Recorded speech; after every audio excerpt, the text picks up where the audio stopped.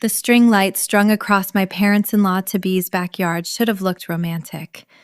Instead, standing under them in my blush pink dress, holding a glass of champagne I hadn't asked for, I thought they looked like the kind of lights you'd string up before an execution. Festive, deliberate, and completely indifferent to what was about to happen underneath them. That's a dramatic thing to think at your own engagement party. I want to be honest about that.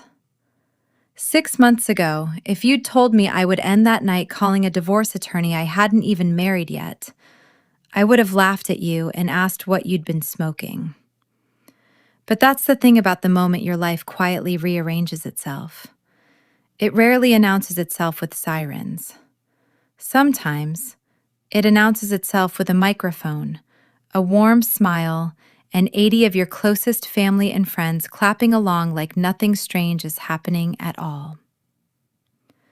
My name is Claire Donovan. I was 31 years old, a director of product design at a fintech company in Seattle that built tools helping ordinary people track and grow their savings, an irony that would not become clear to me until much, much later that night. I had spent 8 years building a career I was proud of, buying a condo on Capitol Hill with my own money, and generally being the kind of woman my younger self would have been relieved to grow into. Independent, capable, trusting, maybe, in the wrong places, but I didn't know that yet. Grant Ashworth was the man I had been planning to marry. We'd met at a friend's rooftop barbecue 2.5 years earlier, and he'd made me laugh so hard I'd nearly dropped a plate of ribs into the lap of a stranger. He was warm, easy, quick with a joke, the kind of charming that made you feel like the only interesting person in a crowded room. His family owned Ashworth Pacific Holdings, a real estate and property management company that had been quietly buying and developing land around the Puget Sound for 3 generations. Old Seattle money, if such a thing exists in a city this young. The kind of family with a boat, a lake house, and a very specific way of doing things. I should have paid more attention to that last part. The party was at the Ashworth family's house on Lake Washington, the one with the boathouse and the dock lights and the kind of manicured lawn that costs more per month than most people's rent. Grant's mother, Diane, had planned the whole evening. The caterer, the florist, the string quartet that had somehow become a 5-piece jazz band by the time the invitations went out. I had offered to help plan it. Diane had smiled the particular smile she reserved for me, warm around the edges and cool at the center, and said, "Oh, sweetheart, let me handle this one. You just enjoy being the guest of honor." I hadn't thought much of it at the time. I think of it differently now. I was standing near the dessert table, listening to Grant's college roommate tell a story about a fraternity formal gone wrong, when Grant's father, Richard, tapped a fork against his glass. The chatter died down into that particular hush that gathers before a toast, expectant, a little performative, everyone already arranging their faces into the right kind of smile. "Friends, family," Richard began, his voice carrying easily across the lawn in the way that comes from decades of chairing shareholder meetings. "Thank you all for being here to celebrate Grant and Claire. We are so pleased to be welcoming Claire into the Ashworth family." A ripple of warm applause. I smiled and lifted my glass a little, feeling, for one last unspoiled moment, genuinely happy. "Now," Richard continued, "my daughter Whitney has been begging me all week for a chance to say a few words, and frankly, it was easier to just give her the floor than to listen to her complain about it for the next decade." Laughter. Whitney, Grant's older sister by 6 years, stood, smoothing the front of her ivory jumpsuit with both hands. She had Grant's same sharp jaw and warm brown eyes, but on her they looked colder somehow, more deliberate, like a feature she'd learned to use rather than one she simply had. "Thank you, Dad." Her voice was bright, practiced, pitched perfectly to carry. For those of you who don't know me, I'm Whitney, Grant's big sister, and unofficially, the keeper of Ashworth family tradition. A few chuckles from people who clearly already knew this about her. I've been so excited for this day. Welcoming a new woman into this family is a big deal for us. It's about so much more than a wedding. It's about continuity. It's about legacy. Something in the word legacy made the champagne in my stomach go sour. The way milk does the second before you register it's turned. I glanced at Grant. He was smiling, but it was a stiff smile. A smile holding something back. Our family has certain traditions, Whitney went on, sweeping her gaze warmly across the lawn, letting it land, deliberately, on her mother. My mom has been the absolute heart of this family for 40 years, the glue. And as Grant brings Claire into our fold, I just wanted to share a few of the things I know she's looking forward to. She turned to me. The whole party turned with her, 80 faces rotating like sunflowers toward the sun, and I understood, with the particular clarity that comes right before something terrible, that I was about to become the entertainment. Claire, she said warmly, we are just thrilled that Grant found someone so accomplished. But a family like ours runs on more than spreadsheets and product launches. A titter went through Grant's cousins. I know you're going to love our Sunday dinners at the lake house. Mom's pot roast recipe is basically a rite of passage, and I have a feeling you'll be the one keeping that tradition alive once Mom's knees finally give out on her. Gentle, indulgent laughter from the family side of the lawn. And of course, Whitney continued, her voice smooth as poured cream, now that Dad's finally slowing down at the company, someone's going to need to help Mom manage the household accounts, keep the family calendar organized, coordinate the foundation gala every spring. It's such a gift, honestly, learning the ropes of how this family runs. The little things, remembering Dad's cardiology appointments, keeping Mom's charity board calendar straight, being the point person when the grandkids' school schedules need coordinating. She smiled, radiant, oblivious or performing obliviousness.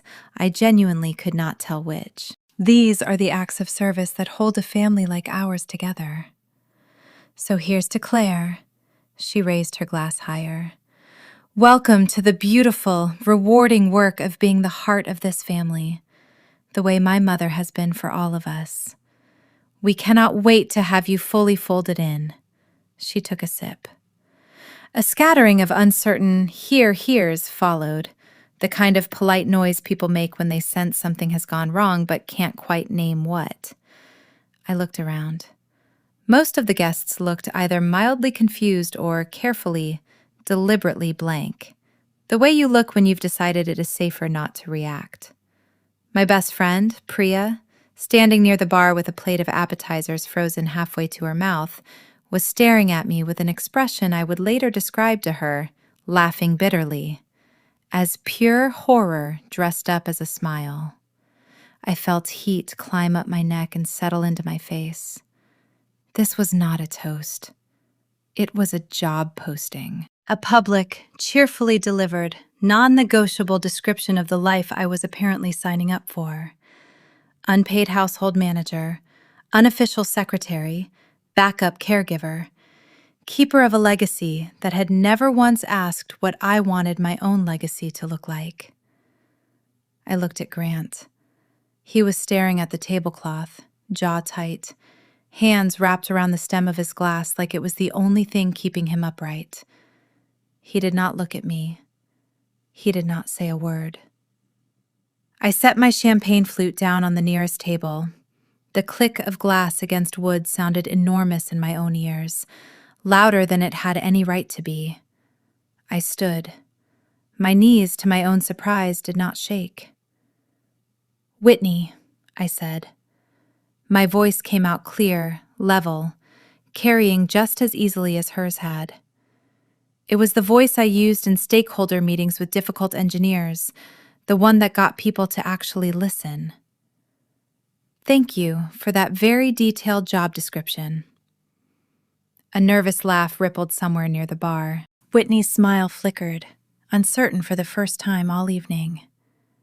I do have 2 questions, though, I continued, tilting my head as though genuinely, pleasantly curious. First, the bookkeeping, the Sunday dinners, being the point person for the family calendar. Are these documented Ashworth traditions, or are they, more specifically, expectations of me personally? The air seemed to leave the yard all at once.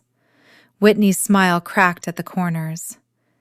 It's just how our family works, she said. It's tradition. I see, I said, nodding slowly as though filing that away in a project brief. My second question is for Grant. I turned to look at him fully for the first time all night. His head snapped up. His eyes had the wide, cornered look of a man watching his own life narrate itself back to him in real time and finding, for the first time, that he did not like the sound of it. What's your role in this? I asked. In this family structure Whitney just laid out for us, what are your specific traditional responsibilities? What will you be doing to help bind this family together the way I'm apparently going to be doing? Silence. A profound, ringing silence, broken only by the soft slap of the lake against the boathouse dock somewhere behind us. Grant's mouth opened, closed, opened again. I'll be, providing, supporting the family, financially, obviously, and supporting how? I asked, my tone still lethally, evenly polite. Emotionally? Logistically? By taking on half the calendar management? By learning your mother's recipes alongside me on alternating Sundays? Claire, this really isn't the... Richard began, his warm chairman's voice dropping into something with an edge to it. I think it's the perfect time, I said softly, cutting him off without raising my voice at all, still looking only at Grant. I just heard a very specific, very public job offer for the rest of my life, and I'm trying to understand the org chart. My future husband's position in it seems a little undefined. Grant found his voice finally. It was the wrong one. Sweetheart, he said, and the word landed on me like a hand pressing down on my shoulder, gentle and suffocating at once. Whitney's just excited. She gets carried away, you know that. Can we just enjoy the party? Enjoy the party. 3 words. A dismissal disguised as an invitation, a request that I swallow my own public humiliation and smile for the rest of the night so no one had to feel uncomfortable but me. I looked at his face, the face I had planned a whole future around, and for one long, cold second, I saw a stranger there. A grown man so afraid of his sister's disapproval and his father's silence that he would rather let me be handed a life sentence in front of 80 witnesses than say one word in my defense. The clarity of it was like stepping into a walk-in freezer. It didn't hurt yet. It just was. I didn't raise my voice. I didn't cry. I picked my purse up off the back of my chair. I think I've enjoyed all of this that I can, I said to the entire mortified lawn. Please, everyone, keep celebrating. Thank you for coming. And then I walked. Past the string lights, past the jazz quintet mid-note, past Grant's mother's frozen, carefully composed face, down the flagstone path and out through the side gate onto the street, my heels clicking a steady, unhurried rhythm against the pavement. I heard commotion behind me, Grant's voice calling my name, Whitney's sharper tone rising above it, the low, buzzing swell of 80 people rediscovering how to gossip in real time. It all faded behind me like a door swinging shut. I did not look back. The cool night air off the lake hit me like a slap the second the gate swung shut behind me. I hailed a rideshare with hands that were, to my own surprise, perfectly steady, and slid into the back seat while the driver made polite small talk I couldn't hear over the roar in my own head. My phone lit up before we'd even pulled off the Ashworth Street. Grant. I silenced it. It buzzed again. And again. I stared out the window at the blur of lake houses and cedar trees sliding past, Whitney's voice looping in my skull on an endless track. The heart of the family, acts of service, fully folded in. By the time the car pulled up outside my building on Capitol Hill, I had 9 missed calls and a string of texts stacked up like debris after a flood. Grant, 8:47 p.m. Claire, come on. Where did you go? Grant, 8:49 p.m.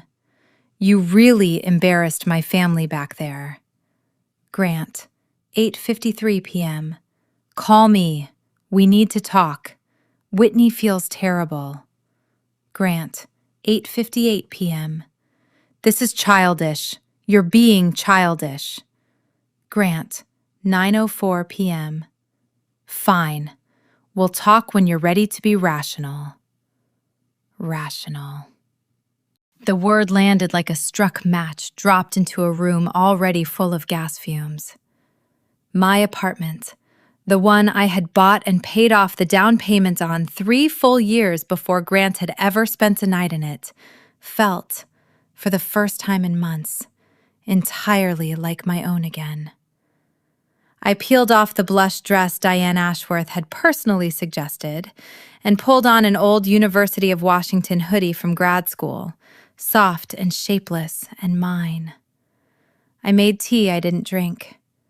I sat at my kitchen island in the dark, the city lights glittering faintly through the window, and I waited for the tears to come. They didn't.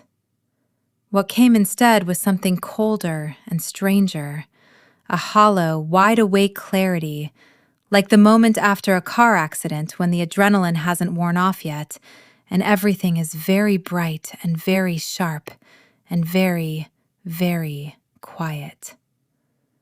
At 10:15, a new text arrived. Not from Grant. Diane Ashworth, 10:15 p.m.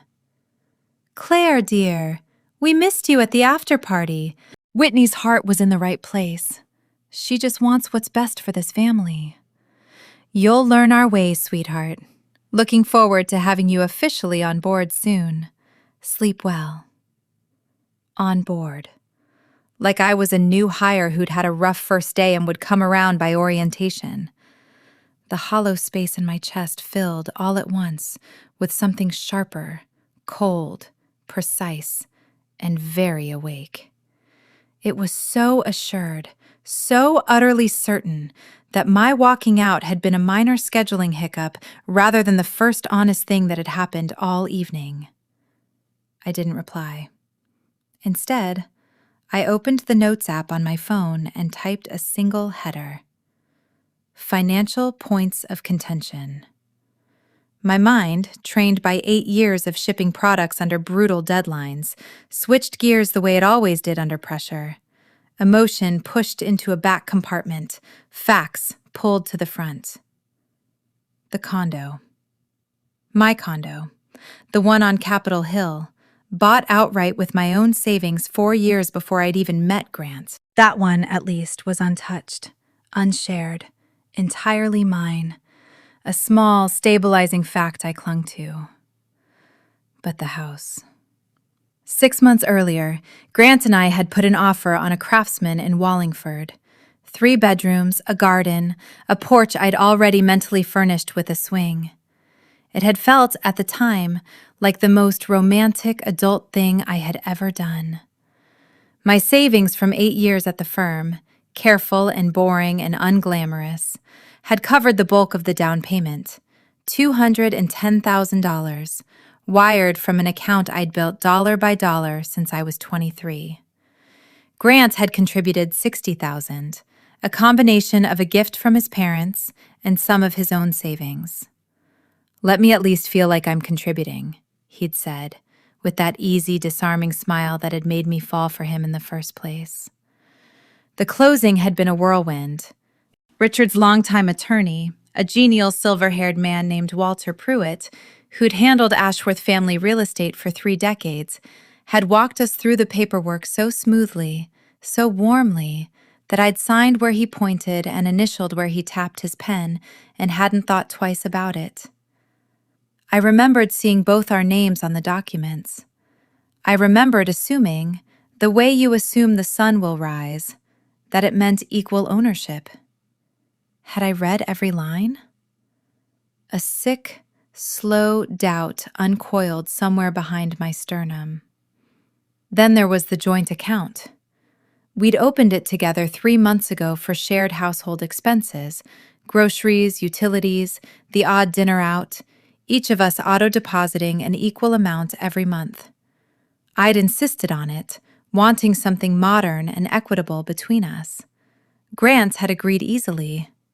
Too easily, I understood now. In the particular way you only understand things in retrospect, once the light has changed. I opened my banking app and pulled up the transaction history on the joint account. Groceries, a cable bill, dinner at the Italian place on 15th. And then, 3 weeks ago, a transfer to W. Ashworth, $400, memo line reading, loan repay. Another one, 6 weeks before that, $300, same memo. Grant had never mentioned lending his sister money out of an account that was supposed to be ours. I didn't call Grant. I called Priya. Priya Chandra had been my roommate at UW and was now, 11 years later, a partner-track litigator at one of the fiercest family law firms in downtown Seattle. It rang twice. "Please tell me you're calling me from the after party to gossip about whatever the hell that toast was," Priya said by way of hello, her voice pitched somewhere between concern and barely restrained fury. "I need a lawyer," I said. "Not for a divorce. For a pre-engagement." There was a beat of complete silence on the other end. "Okay," Priya said, all business now, the warmth dropping instantly into something crisp and focused. "Talk to me. What happened after you left?" I told her. I recited Whitney's toast almost word for word, the 2 questions I'd asked, Grant's non-answer, Diane's text. I listed the financial points, my voice flat and clinical, like I was walking a product team through a post-mortem on a failed launch. When I finished, Priya let out a long, low whistle. "Wow," she said. "That family really put the whole quiet part out loud, huh?" Okay, listen to me very carefully. Do not engage with Grant tonight. Do not answer his texts with anything emotional. If you respond at all, be a gray rock. I need space. I'll talk to you when I'm ready. That's it. Nothing else. First thing Monday morning, you come to my office. We're pulling the property title. We're figuring out exactly what you signed, and Claire, her voice softened just slightly, just for a second. You did the right thing tonight. Asking those questions out loud, in front of everyone, before you signed a marriage license, that was the smartest thing you could possibly have done. Now we just follow the paper. I hung up. The vice around my chest loosened, fractionally. I had a plan now. I had an ally. That would have to be enough for tonight. At 11:48, a final text flashed across my screen. Grant, 11:48 p.m. I'm downstairs. Please let me up. This is ridiculous, Claire. I walked to my window. Sure enough, his gray Audi idled at the curb below, hazards blinking, the blue-white glow of his phone lighting his face from beneath. I watched him for a long minute, the man I had planned to marry, who had sat in silence while his sister auctioned off my future to a lawn full of witnesses, who now stood outside my building, calling this ridiculous. I didn't text back. I closed the blinds. I walked to my bedroom and shut the door. The knocking started a few minutes later. Soft, then more insistent, then, briefly, frustrated. I put in my earbuds, turned on a podcast I didn't hear a single word of, and opened my laptop to draft an email to a real estate agent friend asking, as casually as I could manage, about the current market process for reviewing a jointly held property title. The knocking eventually stopped. The silence that followed it was no longer hollow. It had a shape now, a purpose. The engagement party was over. The audit had begun. Sleep, when it finally came, was thin and full of half-formed anxieties. At 6:30, showered and dressed in jeans and an old sweater, I was measuring out coffee grounds when I heard a key turn in my front door lock. My whole body went rigid. He still had a key. Of course he did. We had never once discussed him giving it back, and the ordinary domesticity of that oversight now felt grotesque, like finding out a stranger had a copy of your house key and you'd simply never thought to ask. Grant stepped in, looking wrecked, his shirt from the night before rumpled, his eyes bloodshot, a paper carrier of 2 coffees balanced in one hand. The familiar gesture, the attempted normalcy of it, made my stomach turn over. "Claire," he said, his voice rough, "I brought you a latte, oat milk, extra shot. Can we please just talk?" He set the coffees on the island, sliding one toward me. I didn't touch it. "You let yourself in," I said, my voice flat. "I still live here half the time, Claire. My stuff is here." He raked a hand through his hair. "Look, about last night. God, what a disaster. I'm so sorry about Whitney. She gets these ideas in her head about how a family's supposed to run, and she vomits it all over everyone. She feels awful." "Does she?" I leaned back against the counter and crossed my arms. "Yes, she called me crying after you left. She said she was just trying to welcome you, to show you how much this family values—" He searched for the word. "Cohesion." "Cohesion," I repeated. "Is that what we're calling a public list of my future domestic duties now?" She didn't mean it like a list. Exasperation was starting to bleed into his voice now, thin and impatient. "It's just how she sees family, Claire.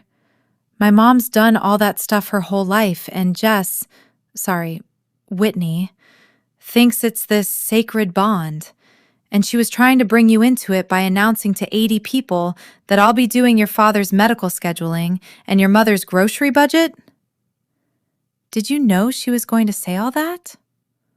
"Of course not," he said, but his eyes flicked away for a fraction of a second before they came back to mine, and I felt something in my chest confirm what I already suspected.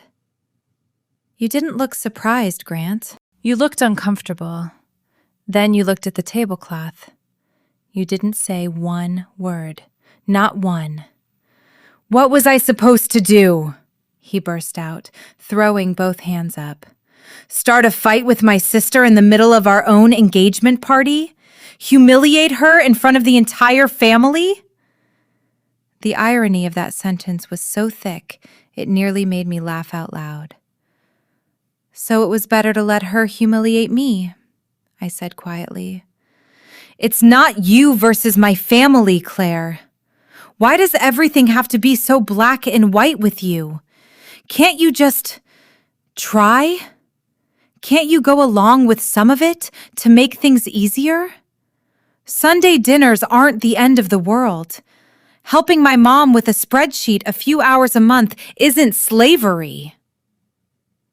There it was, the whole architecture of it, laid bare in a single sentence. Go along with it. Make things easier. For him. My compromising, my swallowing, my quiet erosion, one Sunday dinner and one spreadsheet at a time, was apparently the price of admission to the rest of my life. The clarity of it was almost peaceful. I have a question, I said, my voice now scrubbed of all emotion. The house, my $210,000, your $60, on the title. Are we joint tenants, or is there something else on that deed? The shift threw him. He blinked. Why are you asking about that right now? Just answer the question, Grant. When we signed at Walter Pruitt's office, what does the deed actually say? He shifted his weight, suddenly, unmistakably uncomfortable. It says we both own it. Jesus, is this about money now? After everything that happened last night, you're worried about money. I'm worried about the truth, I said simply. What about the transfers out of our joint account to Whitney? $400 3 weeks ago, $300 before that. You never mentioned lending your sister money out of an account we opened for shared groceries.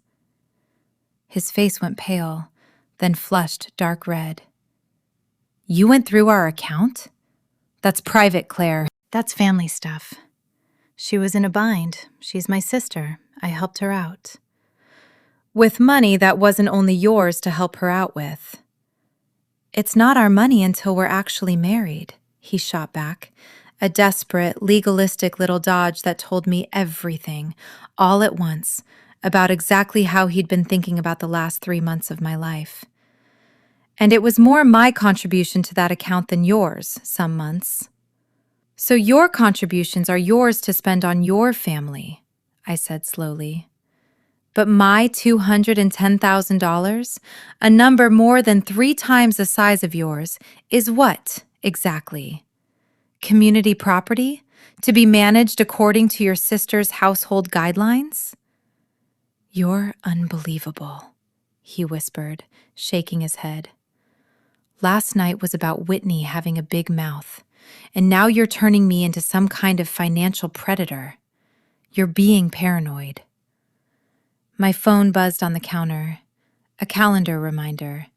11 a.m., meeting with Priya, Chandra, and Vance offices. Grant's eyes caught it, narrowed. You're meeting with your lawyer friend about us? Are you serious right now? We're engaged, Claire. We're supposed to be planning a wedding, and you're talking to an attorney. I need to understand my legal position, I said, picking up my keys and my bag. Since my future seems to be up for negotiation by committee, I'd better know exactly what I'm bringing to the table. Your legal position, he echoed, and actually laughed, a short, disbelieving bark of a sound. You refused a prenup, Claire. You said it yourself. Love doesn't need a contract. It seems I was wrong, I said, walking toward the door. Love might not need one. Your family's traditions apparently do. You're throwing me out over this? I'm asking for space, and for my key on the counter. Or what? A flash of the old, confident Grant broke through the panic, chin lifting.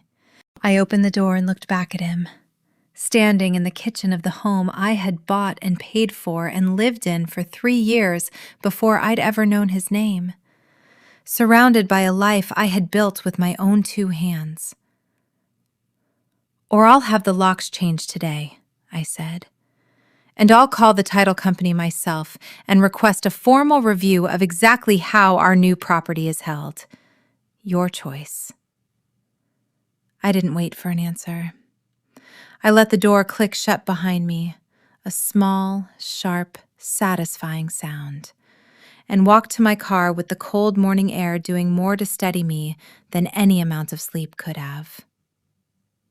Priya's office occupied a corner of the 11th floor downtown, all glass and sharp angles, with a view straight down 2nd Avenue toward the water.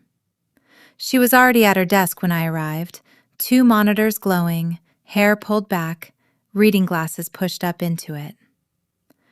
"Okay, talk," she said, dispensing with hello entirely. "What happened after you left the party?" I told her about Grant's visit that morning, as close to verbatim as I could remember. When I got to the part about the joint account transfers, she held up one hand. "Stop! He said, 'It's not our money until we're married'?" Word for word. She let out a short, sharp laugh with absolutely no humor in it. "Oh, that's precious. Legally incoherent, but precious." She started typing. "Give me the dates and amounts on those transfers and the recipient's account name." W. Ashworth, 400 3 weeks ago, 300 about 6 weeks before that. She nodded, making notes without looking up. "All right, first order of business, the house." She turned her monitor toward me. She'd already pulled up the King County Recorder's public database. "You gave me the address last night. Let's see what Grant's father's favorite attorney actually filed." My heart hammered against my ribs while she searched. There it was, the property record. Both our names right there on the top line, exactly as I remembered. "Read the vesting language," Priya said quietly, pointing at a line of dense text below our names. I read it. Then I read it again because the words seemed to be swimming slightly on the screen. "Title is held by the Wallingford 2024 Family Trust, with Grant P. Ashworth as sole trustee and Grant P. Ashworth and Claire M. Donovan as beneficiaries." Relief flickered for exactly 1 second. Beneficiaries. Plural. Both our names. Before Priya's voice cut through it, flat and grim. "Keep reading." I scrolled. There was an attached declaration of trust, recorded simultaneously with the deed. My legal knowledge was hazy, but sufficient, barely, to grasp the shape of the thing sitting in front of me. "Oh my God," I breathed. "Yeah," Priya said softly. "It's a land trust. Not uncommon in certain circles, usually used for privacy or tax planning. But this one's structured so that you're a beneficiary, which is why it looks like joint ownership on paper. But the trustee, the person with actual power of direction, the one who can sell, refinance, or transfer the property without needing your signature at all, is Grant. Only Grant." She tapped the screen. "And here's the kicker. The trustee can be replaced only by majority vote of the beneficiaries. Since he's the only voting beneficiary listed with authority under this instrument, he's effectively a majority of 1. He could appoint his father as successor trustee tomorrow morning if he felt like it, and there would be nothing you could do to stop him." The room seemed to tilt very slightly. "He told me we both owned it," I said. "We sat in that office together. The lawyer talked so fast." "He talked fast," Priya said, "because he was pulling a fast one. Your $210,000 bought you a seat at the kids' table, Claire. Grant holds every card in this deck, and given how cozy his father's attorney is with this family, I would bet my license this wasn't an accident. This was designed to secure the asset for their son while making you feel like an equal participant in buying it." The betrayal landed somewhere deep and cold, a physical blow disguised as a legal document. It wasn't only Whitney's arrogance anymore, or Grant's spinelessness at the party. It was calculated. Someone, or several someones, had sat down and designed a structure specifically to lock me into a life of unpaid labor while quietly making my largest asset entirely vulnerable to their control. "What do I do?" My voice sounded like a stranger's. "First you breathe," Priya said, her tone shifting into something crisper, more commanding. The voice, I imagined, she used in front of a judge. "Second, we fight. This is actionable, Claire. This is fraud in the inducement. At minimum, you contributed the overwhelming majority of that down payment based on an explicit representation of equal ownership. We send a demand letter today to Grant, to Walter Pruitt, to the title company. We outline our intent to pursue a claim for fraud and a constructive trust unless the property is immediately retitled into a true joint tenancy with right of survivorship, with you named co-trustee. We freeze that joint account today. And you call every wedding vendor this week and put a hold on every deposit, effective immediately. I wrote down my banking login with a hand that was, despite everything, remarkably steady. Priya's paralegal, who doubled as a notary, witnessed me signing a limited power of attorney so the firm could act on my behalf without delay. We moved fast. We moved hard. Neither of us had any idea that Monday morning exactly how much further this particular rabbit hole was going to go. The demand letter went out at 4:12 that afternoon, sent by Priya's office to Grant, to Walter Pruitt, and to the title company handling the Wallingford closing. I spent the rest of the day at my desk at work, staring at Figma files I couldn't focus on, jumping every time my phone lit up on the desk beside me. By 6 o'clock, it had lit up 11 times. The first calls were from Grant, 3 of them in a row, going straight to voicemail because I let them. Then, at 6:40, my phone rang with a number I recognized immediately. The Ashworth family landline, the one that still, somehow, existed in this decade, a relic of Richard's stubborn refusal to give up his study phone. I let it ring out. It rang again immediately. On the third attempt, I picked up, more out of morbid curiosity than courage. Claire? Richard Ashworth's voice, when he wasn't performing warmth for a lawn full of guests, was clipped and cold, a boardroom voice with all the charm stripped out of it. I received something very concerning from my attorney this afternoon. I have to say, I'm disappointed. I thought you were smarter than this. Smarter than asking a title company to confirm what's actually on my own deed? This is a family matter, he said. You've turned it into a legal one. That's not how we do things. With respect, Richard, it became a legal matter the moment your son's name became the sole trustee on a piece of property I put $210,000 into. A pause, brief but telling. That structure is standard practice for our family's real estate holdings. It protects the asset. It has nothing to do with you personally. Then you won't have any objection to retitling it as a true joint tenancy, I said, since it has nothing to do with me personally. The line went quiet for a long moment. When Richard spoke again, his voice had dropped into something quieter and considerably more dangerous. You're embarrassing this family twice in one weekend, Claire. First at the party, now with lawyers. I'd think very carefully about what kind of reputation you want to have in this town. Seattle real estate is a small world. My name opens a lot of doors. It can close them, too. It was, I would later realize, the single most useful sentence Richard Ashworth said to me during the entire ordeal. Because it told me, in his own words, exactly what kind of man I'd nearly married into a family with. I felt something in my chest go very cold and very still. Is that a threat? It's a fact, he said. Have a good evening, Claire. He hung up before I could answer.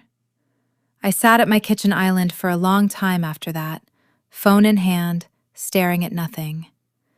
Then Whitney's texts started. Whitney, 7:02 p.m. I can't believe you're doing this, to Grant, to this family, over a toast? Whitney, 7:04 p.m. You made me look insane in front of 80 people, and now you're trying to steal a house from my brother? Whitney, 7:09 p.m. This is exactly the kind of cold, calculating thing I was worried about with someone like you. You care more about your career than about being part of a family. Someone like you.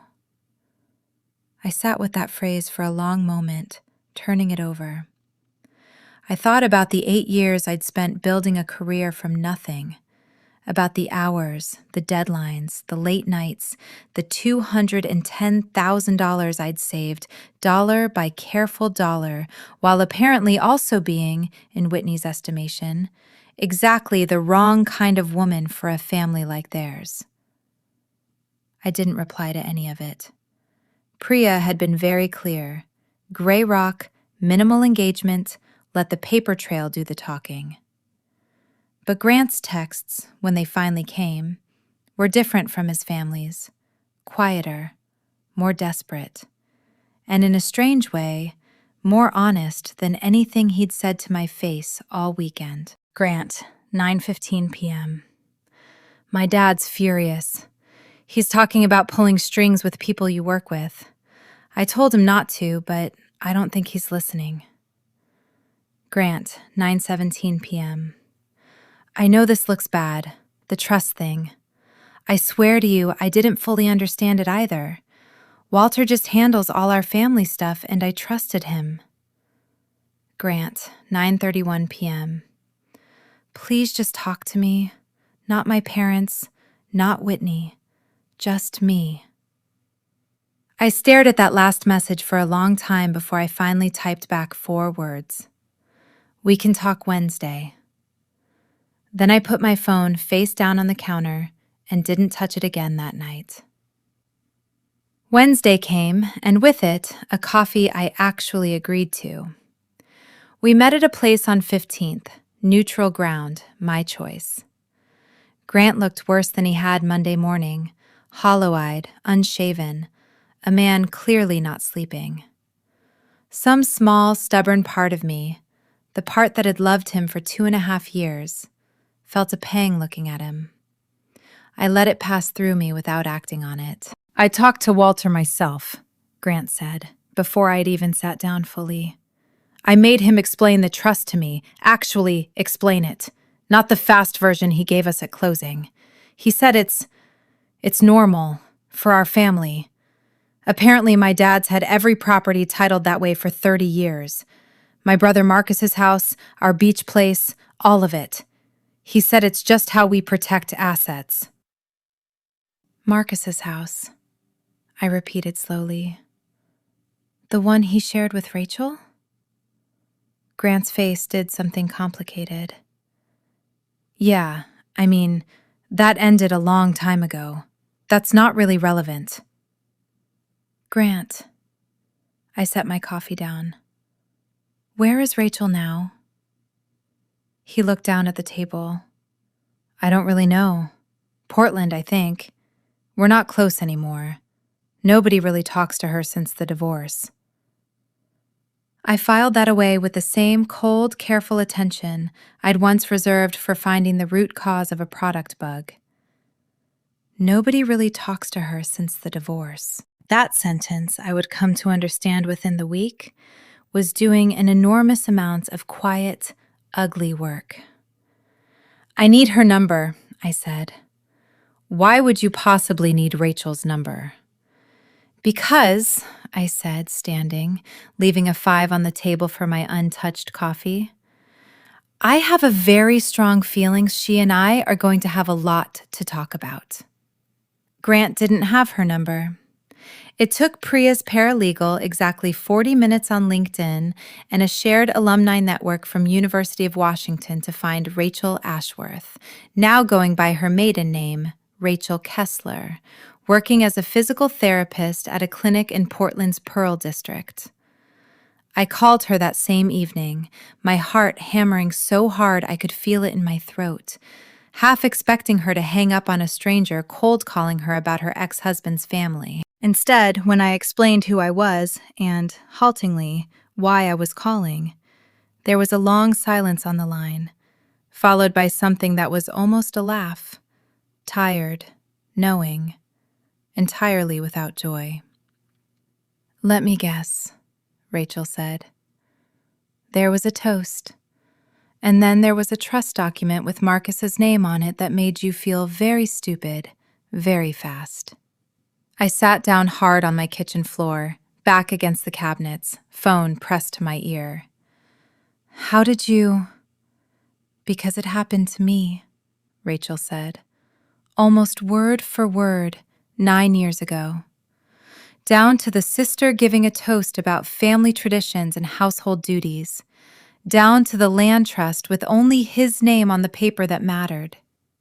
I want you to know something, Claire, and I need you to actually hear it, because it took me 2 years of therapy to believe it myself. You are not imagining a pattern. There is a pattern, and you are not the first woman that family has done this to. I'd bet everything I have left that you won't be the last either, unless somebody actually stops them. We talked for 2 hours that night. I took notes the whole time, the same instinct that had me pulling up bank statements at midnight on the night of the party, now organizing Rachel's story into something like a timeline, a case, evidence. She'd married Marcus Ashworth at 26, a hospital social worker who'd met him through a mutual friend, dazzled, as I had been, by the easy charm the Ashworth men seemed to have in abundant supply. Her engagement party had been at the same lake house, under the same string lights, with a toast delivered not by Whitney, who would have been in college then, but by Diane herself, warmly outlining Rachel's future duties, managing the Family Foundation's grant paperwork, and hosting the annual holiday party. I actually thought it was sweet at the time, Rachel said, and I could hear the old shame in her voice, worn soft with years of turning it over. I thought, oh, they're inviting me in. They trust me with real responsibility. It took me 4 years to understand what I'd actually agreed to. The house had been the same story, nearly line for line. A down payment weighted heavily toward Rachel's savings, and a modest inheritance from her grandmother. A land trust, arranged by the same Walter Pruitt, with Marcus as sole trustee. A joint account that quietly, over years, absorbed contributions toward Whitney's wedding, toward Marcus's business ventures, toward things Rachel only discovered after the fact. By the time I filed for divorce, Rachel said, I'd put in almost $300,000 of my own money over 6 years, between the down payment and the joint account and God knows what else I never even tracked. My divorce attorney fought like hell, and in the end, I walked away with about $40,000 and my dignity, if you can call it that. Marcus kept the house. His parents' attorney made sure of it. And the family made absolutely certain everyone in their circle knew the divorce was my fault, that I was cold, that I was difficult, that I'd never really tried to be part of the family. Her voice hardened. That last part is their favorite line, by the way. Ask Whitney about it sometime. She used it on me at Marcus's 30th birthday, 2 months before the divorce was even final. I thought about Whitney's text, someone like you, and felt something in my stomach turn to ice. Why didn't you ever tell anyone? I asked, and immediately regretted the shape of the question, hearing in it an accusation I hadn't meant. But Rachel only laughed, tired and unoffended. Who was I going to tell, Claire? Everyone we knew, they knew, socially, was connected to that family somehow. Seattle old money is a small pond. I tried, once, right after the divorce, to warn a woman Marcus's college friend was dating. Diane found out. I got a very polite, very threatening call from Richard about how careful I should be about spreading rumors when my physical therapy license was up for renewal that year. I was 29, terrified, and completely alone. I let it go. I moved to Portland. I built a whole new life where the Ashworth name meant nothing to anyone. It's the first genuinely peaceful decade of my adult life.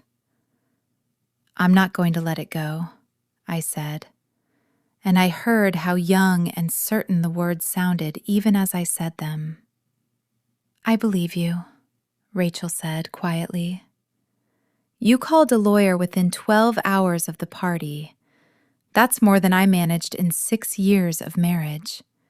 But Claire, be careful. Richard doesn't make idle threats. He genuinely can make things hard for you professionally if he decides to. He's on 3 different boards in the city. People owe him favors." I thought of Richard's voice on the phone Monday night. My name opens a lot of doors. It can close them too. I felt the shape of the threat differently now, knowing it wasn't the first time he'd made it. "Would you be willing to put any of this in writing?" I asked. "A declaration or a statement if it came to that? Not to drag it back into your life, only if it becomes necessary." There was a long pause. "Let me think about it," Rachel said finally. "And Claire, get everything you can on the joint account in that trust document notarized and copied before anyone at that company thinks to make records disappear. Walter Pruitt handles all their real estate law. He also, as far as I ever knew, handled some of Ashworth Pacific's commercial filings. If there's a pattern with the personal accounts, I wouldn't be shocked if there's a pattern somewhere in the business, too." That last comment sat with me for days afterward, a loose thread I couldn't stop pulling at.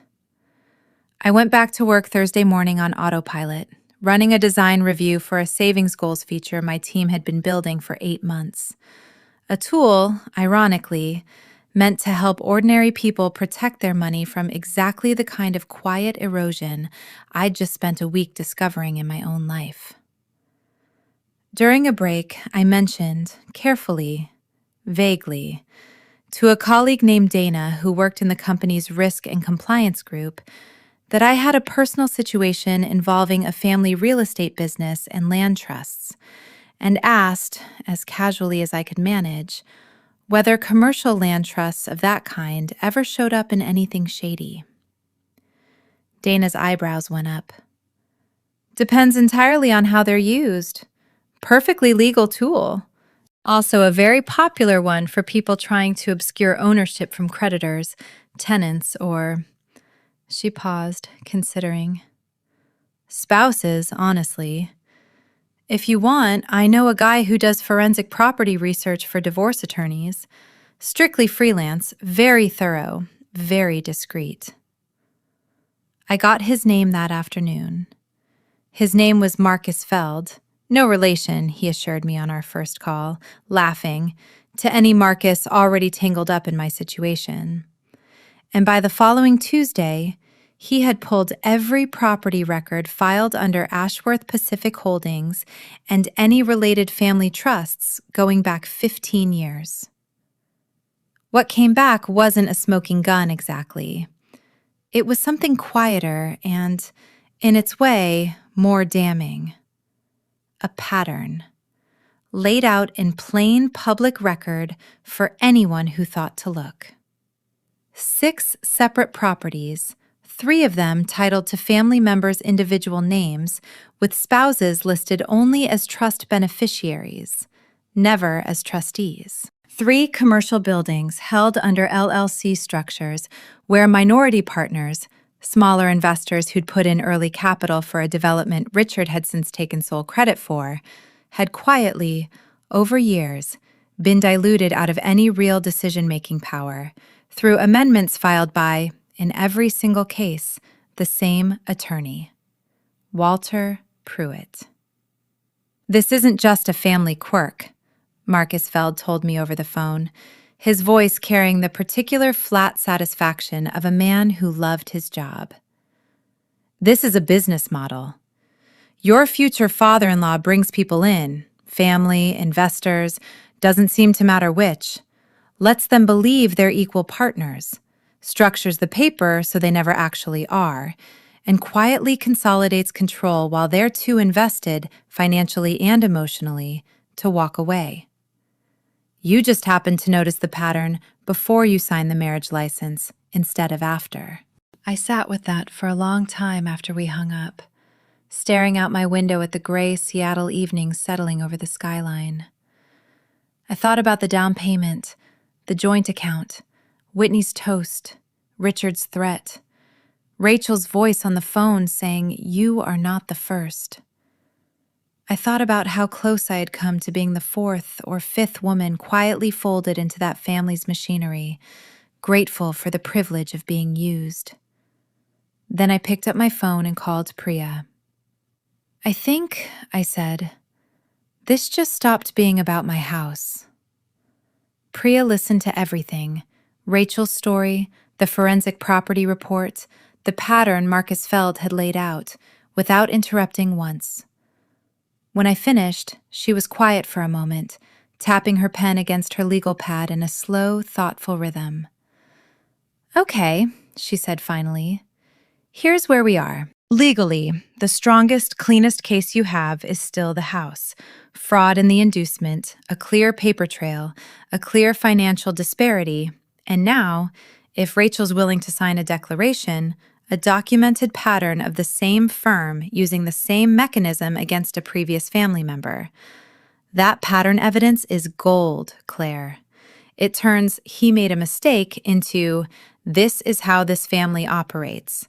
And judges, and more importantly, opposing counsel doing a cost-benefit analysis before trial, care enormously about that distinction."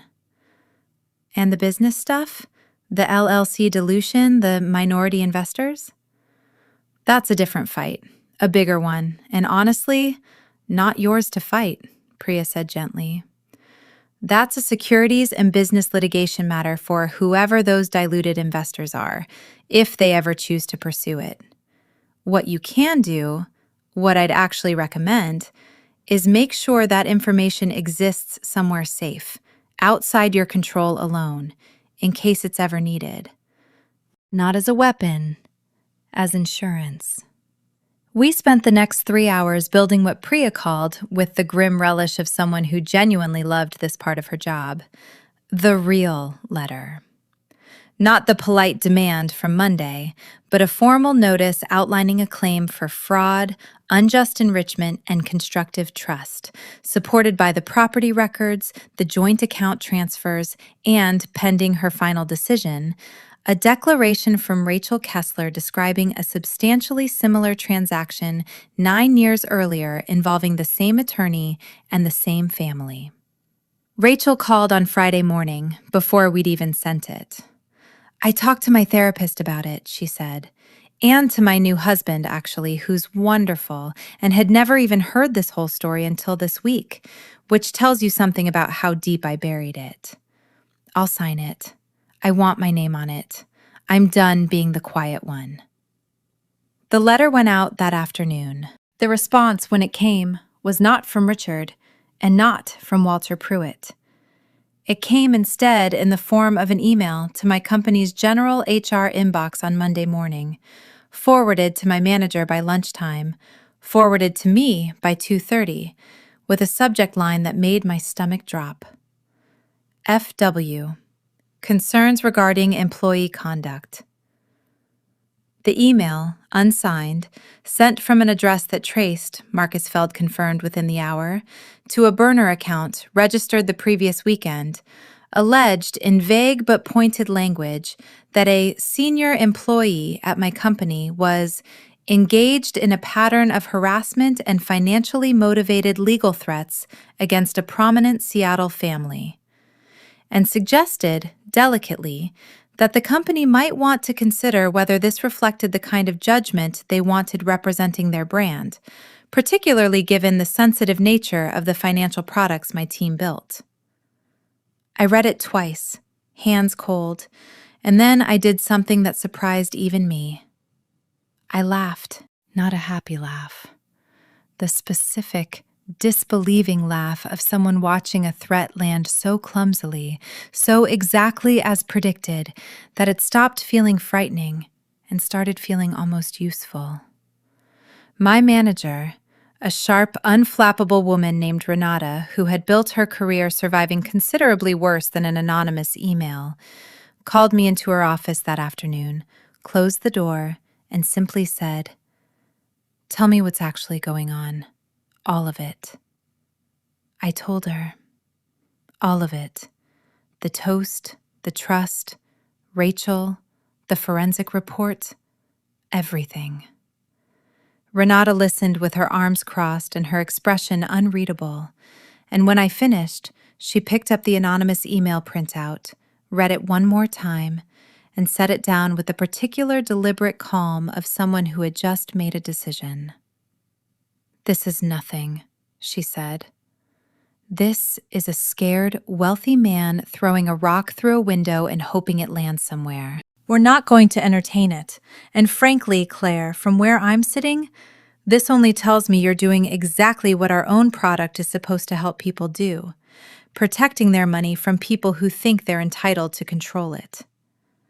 She slid the printout into her shredder without another word. "Keep me posted. And if anything like this happens again, it goes straight to legal, not around it." I left her office that afternoon with something I hadn't expected to feel in the middle of all this. Not vindication exactly, but something adjacent to it. Believed. It was a strange, quiet kind of relief. The kind you don't notice you've been missing until it arrives. Grant called that same night, and for the first time since the party, I picked up. "My dad did something," he said before I'd even said hello, his voice tight with something that sounded, for once, like real fear rather than performance. "Some email to your work. I only found out an hour ago." "Claire, I swear to God I had nothing to do with it. I would never." "I know," I said, and meant it. It was, in its own way, the saddest part of the whole call, that I believed him, that I understood with total clarity now that Grant himself had never been the architect of any of it. He was simply the product of it, raised inside a machine designed to consolidate control and call it tradition. Too well trained in his own family's habits to ever recognize the shape of the thing he'd nearly asked me to live inside. "I told him to stop," Grant said. "I told him if he does anything like that again, I'm done talking to him.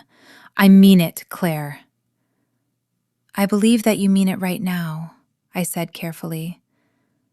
"I don't know if you'll mean it in 6 months, when it's your father across the table instead of me." Silence stretched between us, long enough that I thought the call had dropped. "I talked to Marcus," Grant said finally, quietly, "about Rachel.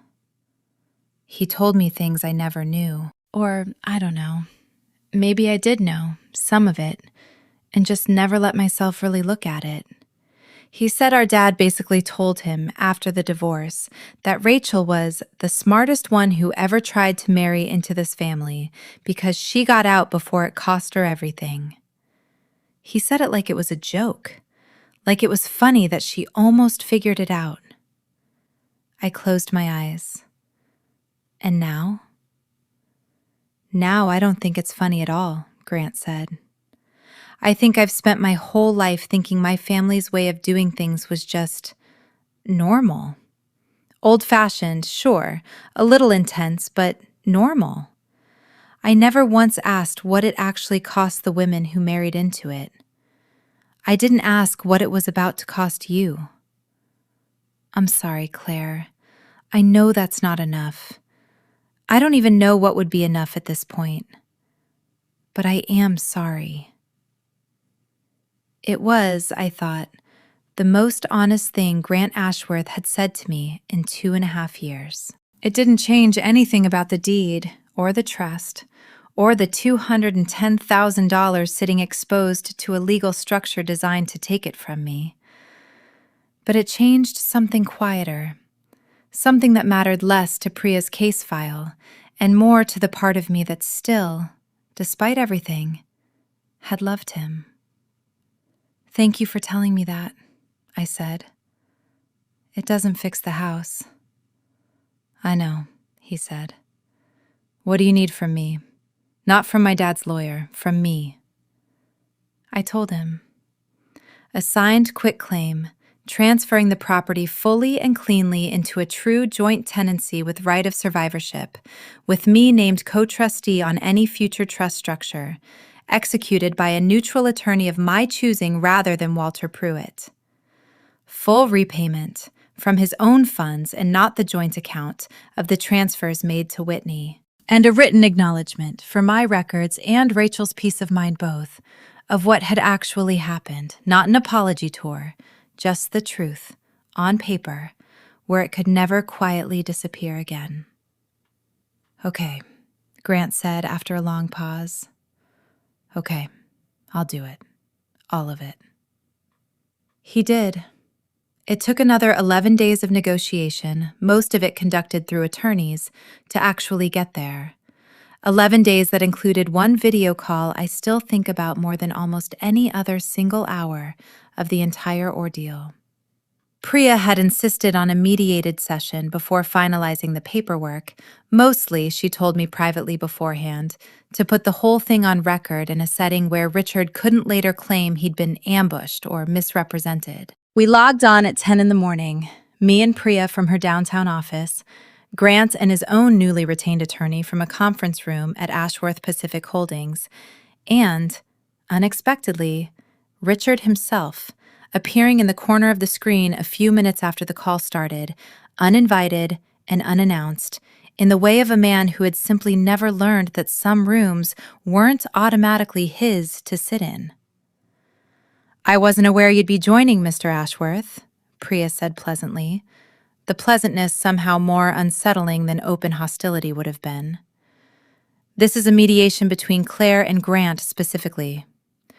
I have every right to be present for a discussion involving my family's property," Richard said, his voice carrying the same flat, boardroom authority I remembered from our first phone call. "You have every right to observe," Priya said. "You do not have any standing to negotiate on Grant's behalf, since Grant is a competent adult represented by his own counsel. I'll ask that you keep that distinction in mind for the duration of this call." Richard's jaw tightened visibly on the screen, but he stayed quiet for the first 20 minutes while the attorneys worked through the language of the quitclaim, the repayment schedule for the joint account transfers, the terms of the written acknowledgement. It was slow, technical, almost soothingly boring work. Exactly the kind of process I'd learned over the previous 2 weeks to find a strange comfort in. Problems with clean, definable edges, unlike the sprawling, undefined ache of the relationship itself. It was when the conversation turned to Rachel's declaration, whether it would be referenced by name in the final settlement documents or kept as a private exhibit held only by Priya's firm, that Richard finally spoke again. "I don't see what my son's brother's ex-wife has to do with any of this," he said. "That's an entirely separate, unrelated matter. And frankly, I find it distasteful that you're dragging a 9-year-old divorce into a conversation about my son's engagement." "With respect," I said before Priya could answer, my own voice steadier than I expected it to be. "It stopped being unrelated the moment I found the exact same trust structure, arranged by the exact same attorney, on the exact same lake house property, used against 2 different women in your family 9 years apart. That's not a coincidence I'm choosing to see. That's a pattern I'm choosing to name." "You have no idea what you're talking about," Richard said, and for the first time in any of our exchanges, I heard something underneath the anger that sounded, unmistakably, like fear. "Every family handles its assets differently. You're a 31-year-old woman with a design degree deciding you understand estate structuring better than attorneys who have been doing this work for 30 years. I understand it well enough to have a forensic property researcher and a litigator on this call," I said. "I understand it well enough to know that Walter Pruitt structured 6 separate properties in ways that consolidated control in your name or your children's names, while minority parties believed they held equal ownership. I understand it well enough to know that's not an accident that happens once. That's a method." The screen went quiet. Grant, in his small square of the video call, had gone very still, staring somewhere off camera, and I understood, watching him, that at least some of what I'd just said was landing on him for the first time in any concrete way, despite our earlier conversation about Marcus and Rachel. "Is that a threat, Ms. Donovan?" Richard asked finally, his voice gone quiet and cold in a way that was, in its own way, more honest than anything warm he'd said to me across an entire engagement. "No," I said.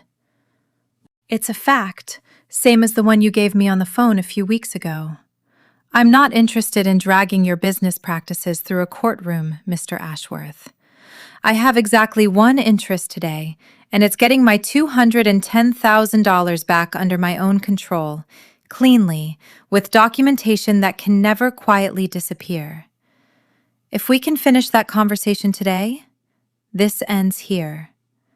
If we can't, I have a considerably longer list of interests and a growing amount of documentation to support pursuing every single one of them." Richard didn't respond to that directly. He simply muted himself on his own screen, a small, petty, unmistakable gesture that told me, more clearly than any words could have, exactly how much ground he understood he'd just lost. A few minutes later, his square disappeared from the call entirely. Grant's attorney cleared her throat into the silence that followed. "I think," she said carefully, "we can move forward with the terms as discussed." We did. The rest of the 11 days moved considerably faster after that call, most of the remaining friction resolving itself through routine attorney correspondence rather than any further direct confrontation. But I thought about that muted, disappearing square on the screen for a long time afterward. The specific, small satisfaction of watching a man who had once told me his name could close doors all over this city discover, in real time, that it could not, in fact, close mine. 11 days later, I sat in a conference room downtown and watched Grant Ashworth sign his name to a document that gave me back full, unambiguous, legally bulletproof control of a house I had never, in the end, wanted to live in with any of them. The engagement ended the same afternoon. There was no scene, no shouting, no second dramatic exit. Just two people, sitting across a conference table from each other, quietly agreeing that whatever we had built over 2.5 years had never quite been the thing either of us thought it was. "For what it's worth," Grant said, standing to leave, "I hope whoever you end up marrying knows exactly how lucky he is." I didn't. I'm sorry it took losing you to understand that. I didn't say anything back. Some sentences don't need an answer. I just watched him go and felt, for the first time in 3 weeks, something close to still. I started seeing a therapist the following week, on Priya's insistence, more accurately on Priya's flat refusal to keep listening to case updates without me also, in her words, doing something about the actual human wreckage underneath all this excellent lawyering. Her name was Dr. Amara Voss, and her office was a small, plant-filled room above a bookstore in Ballard that smelled faintly of cedar and old paper. I went into our first session expecting to talk mostly about Grant, the betrayal, the humiliation, the specific ache of loving someone who had let a room full of witnesses watch him fail to defend me. Instead, 40 minutes in, I found myself talking almost entirely about my parents, gone 8 years by then, and the particular, specific hunger I'd never quite named for the kind of large, noisy, tradition-bound family I hadn't had since I was 23. "You told me the toast made you feel sick," Dr. Voss said near the end of that first session. "But you also told me, in almost the same breath, that some small part of you initially heard the words family and legacy and felt something like relief. I don't think those two reactions are in conflict with each other, Claire. I think they're both true. And I think understanding why they're both true is probably going to matter more to you long term than any of the legal work you're currently so focused on. She was right in the specific, uncomfortable way therapists so often are. Over the following months, in a small office that had nothing to do with land trusts or joint accounts or forensic property reports, I started doing the considerably harder work of understanding exactly why I had been so willing for 2.5 years to overlook the small early warning signs. Diane's overly specific opinions about my wedding dress, Grant's habit of going quiet rather than disagreeing with his father at dinner, the particular way we, so often in his mouth, meant his family's preferences rather than any shared decision between us. None of it on its own had seemed like enough to walk away over. All of it together, I came to understand slowly over many Tuesday evenings in that small, cedar-scented room, had been exactly the architecture Whitney's toast finally, publicly, completed. You keep using engineering language to talk about relationships, Dr. Voss observed once, several months in. Load-bearing walls, blueprints, structural integrity. I don't think that's an accident, and I don't think it's a flaw in how you process things either. I think it's you finding your own honest vocabulary for something most people never learn to name at all. That love, real love, still has to actually hold weight. It has to be checked. It has to be built on something real, or eventually, something in it gives way. I carried that sentence with me for a long time afterward, into the earliest sketches of what would become Clear Title's worksheets, into the conversation with Owen on our first coffee date about his brother's ex-wife, into the quiet, deliberate decision months later to build a proposal and an engagement around exactly the kind of honest, unglamorous groundwork Dr. Voss had first helped me find language for. I don't think I would have built the company at all, honestly, without those Tuesday evenings first teaching me how to separate what had actually happened to me from what I'd been afraid for a long time that it meant about me. I stopped seeing Dr. Voss regularly about 1.5 years later, not because the work was finished. I don't think that kind of work is ever fully finished, but because I'd reached a point where I trusted myself again, fully, in the specific, quiet way that no longer required a weekly appointment to maintain. She sent flowers, unprompted, the week Clear Title's Portland office opened. The card read simply, "Load-bearing walls, checked and holding. So proud of you." 1 week after the breakup, before any of the rest of it, Whitney's post, the anonymous email, the second demand letter, Diane Ashworth called me. Not Richard's landline this time, but her own cell phone, a number I still had saved from the wedding planning months earlier, back when her texts had all been about seating charts and floral arrangements rather than land trusts. I almost didn't answer. Curiosity, in the end, won out over caution, the same way it had with Rachel's number 3 weeks earlier. "I know you have no reason to want to talk to me," Diane said before I'd even gotten out a full hello, her voice smaller and less certain than I'd ever heard it, stripped of the warm, performative gloss she'd worn at every family event I'd ever attended. "I'm not calling on Richard's behalf. He doesn't know I'm calling at all, and I'd like to keep it that way if you're willing. I needed to say something to you directly, and I wasn't going to get another chance." I sat down at my kitchen island, phone pressed to my ear, saying nothing, waiting. "I was Rachel once," Diane said, so quietly I nearly missed it. "Not exactly. Every situation is its own situation, I know that. But the shape of it. 41 years ago, I stood in the very similar spot to the one you were standing in at that party.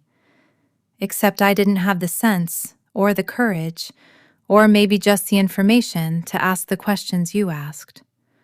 I signed everything Richard's father's attorney put in front of me. I spent the next 4 decades being extremely, extremely good at exactly the role Whitney described to you at that party.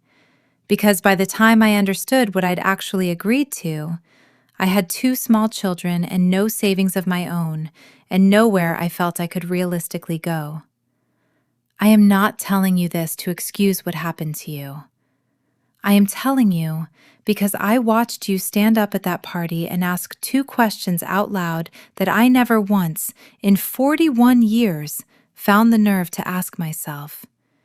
And some very old, very buried part of me has not stopped thinking about it since. I didn't say anything for a long moment. There was too much in what she'd said to respond too quickly, and some instinct told me she needed the silence as much as I did. Whitney doesn't know any of this, Diane continued. She thinks the way our family runs is simply how families run, because it's the only version she's ever seen modeled, and because, frankly, it's benefited her, being the one who never had to marry into the arrangement, only administer it. I'm not asking you to forgive her, or Richard, or any of it. I genuinely am not calling to smooth this over on the family's behalf. I just wanted you to know that somebody in that house understood, more than you probably realized that night, exactly what was happening to you. I'm sorry I didn't say anything. I've been sorry about a version of this for a very long time, honestly. Long before you ever walked into our lives. Why are you telling me now? I asked, finally, my voice quieter than I'd expected it to come out. Because Rachel called me, actually, Diane said, a week ago. I hadn't spoken to her in almost 9 years. Richard made that very clear was not to happen after the divorce. But she called anyway, and she told me she was helping you and something about hearing her voice again, steady and whole and clearly better off without any of us in her life, made me finally willing to say some of this out loud. I don't expect anything from you, Claire. I just didn't want you carrying this whole story forward, believing every single person in that family was equally comfortable with what happened. Some of us just didn't know how to be anything else. We talked for another 20 minutes, carefully, without either of us ever quite crossing into anything resembling reconciliation. That wasn't what either of us wanted, and we both seemed to understand that clearly. But something in the conversation lodged itself in me differently than anything else that whole strange month had. A small, complicated seed of understanding that the machine I'd nearly been folded into hadn't sprung fully formed from cruelty alone. It had been built, brick by brick, generation by generation, by people who had themselves once stood exactly where I was standing, and simply hadn't had, or hadn't let themselves find, the 2 questions that might have stopped it. I thought about that call often in the years that followed. Whenever a new clear title client sat across from me describing some quiet, inherited arrangement they couldn't quite name the wrongness of. The people who build these traps are so rarely simple villains. More often, they're just the last link in a very long chain, mistaking the shape of their own old cage for the shape of love itself. It didn't make what Richard and Whitney had done to me acceptable. It didn't undo a single line of that trust document.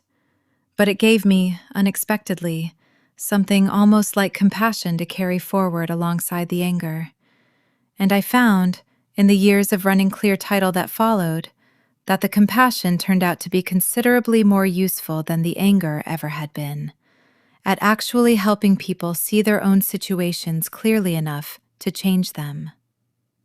The Ashworths, as a family, did not go quietly. 2 days after the engagement officially ended, Whitney posted something on Instagram, carefully vague, professionally lit, captioned with a paragraph about learning who your real family is, and Some people only wanting a family for the wedding registry, not the relationships. She didn't tag me. She didn't need to. Half of Seattle's East Side social scene knew exactly who she meant within the hour. And by that evening, the post had over 300 comments. A good number of them from women I didn't know, tentatively, cautiously asking variations of the same question in the replies. Wait, is this about the Ashworth family? Someone in my mom's book club had a very similar experience with them years ago. Whitney deleted the post by midnight. It had already been screenshotted 40 times. I hadn't gone looking for that outcome. I want to be honest about that. Because it would be easy telling this story to make myself sound like a mastermind orchestrating some grand public reckoning. I wasn't. I was a 31-year-old woman trying to get my down payment back and go to bed at a reasonable hour. But the internet has its own gravity. And once Whitney's own careless post cracked the door open, other stories started drifting through it on their own. A woman who'd briefly dated Marcus before Rachel, describing an eerily similar welcome to the family dinner, where she'd been handed a laminated card listing household expectations. A former employee of Ashworth Pacific Holdings, posting anonymously on a local business forum, alleging that two junior partners on an old development deal had quietly lost their equity stake through paperwork nobody remembers signing off on the way it read. None of it was proof of anything in a legal sense. Priya was very clear with me about that. Internet rumors don't win lawsuits, and I should stay entirely out of amplifying any of it, both for my own case and, frankly, because it wasn't mine to amplify. But it did something else, something quieter, and in its own way, more important. It told me, unmistakably, that Rachel had been right. This wasn't a bad night at one party. It was a pattern, with a paper trail stretching back farther than either of us had first realized. And I was neither the first woman to see it, nor, apparently, going to be the last one brave or lucky or well lawyered enough to say so out loud. I sold the Wallingford house 4 months later, once the title was fully, cleanly mine to sell. I split the proceeds with Grant, according to our actual contribution percentages this time, verified by an independent appraiser and a title company that had nothing to do with Walter Pruitt. It felt strange, walking through it one last time before the closing. The porch I'd mentally furnished with a swing. The garden bed I'd started digging that first optimistic weekend. I didn't feel grief exactly. I felt the particular clean relief of setting down something heavy I hadn't fully realized I'd been carrying. I moved back into my Capitol Hill condo full-time and did something I hadn't done in almost 3 years. I spent an entire Saturday doing absolutely nothing that belonged to anyone else's schedule. No Sunday dinner to prepare for, no calendar to coordinate, no spreadsheet waiting for me.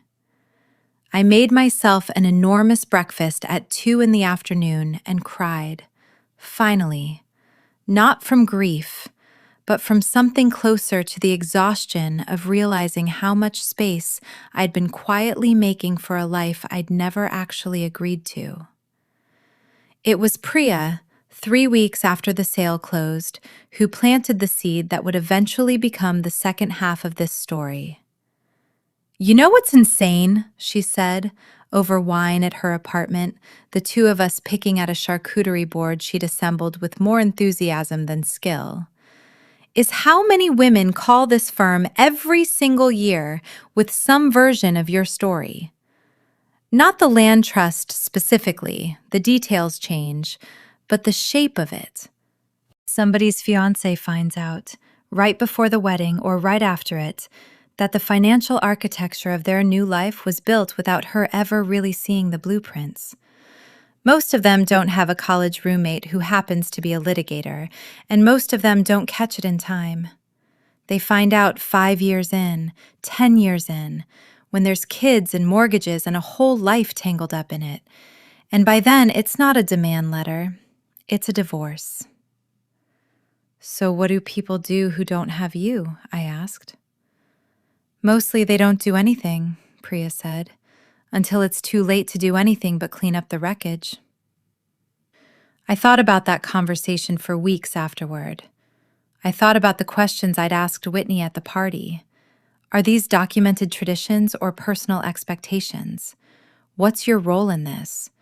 And how those two simple questions, asked out loud, in public, before I'd signed anything, had been the single most valuable thing I did in the entire ordeal. Not the lawyer, not the forensic accountant, the questions, asked early enough to matter.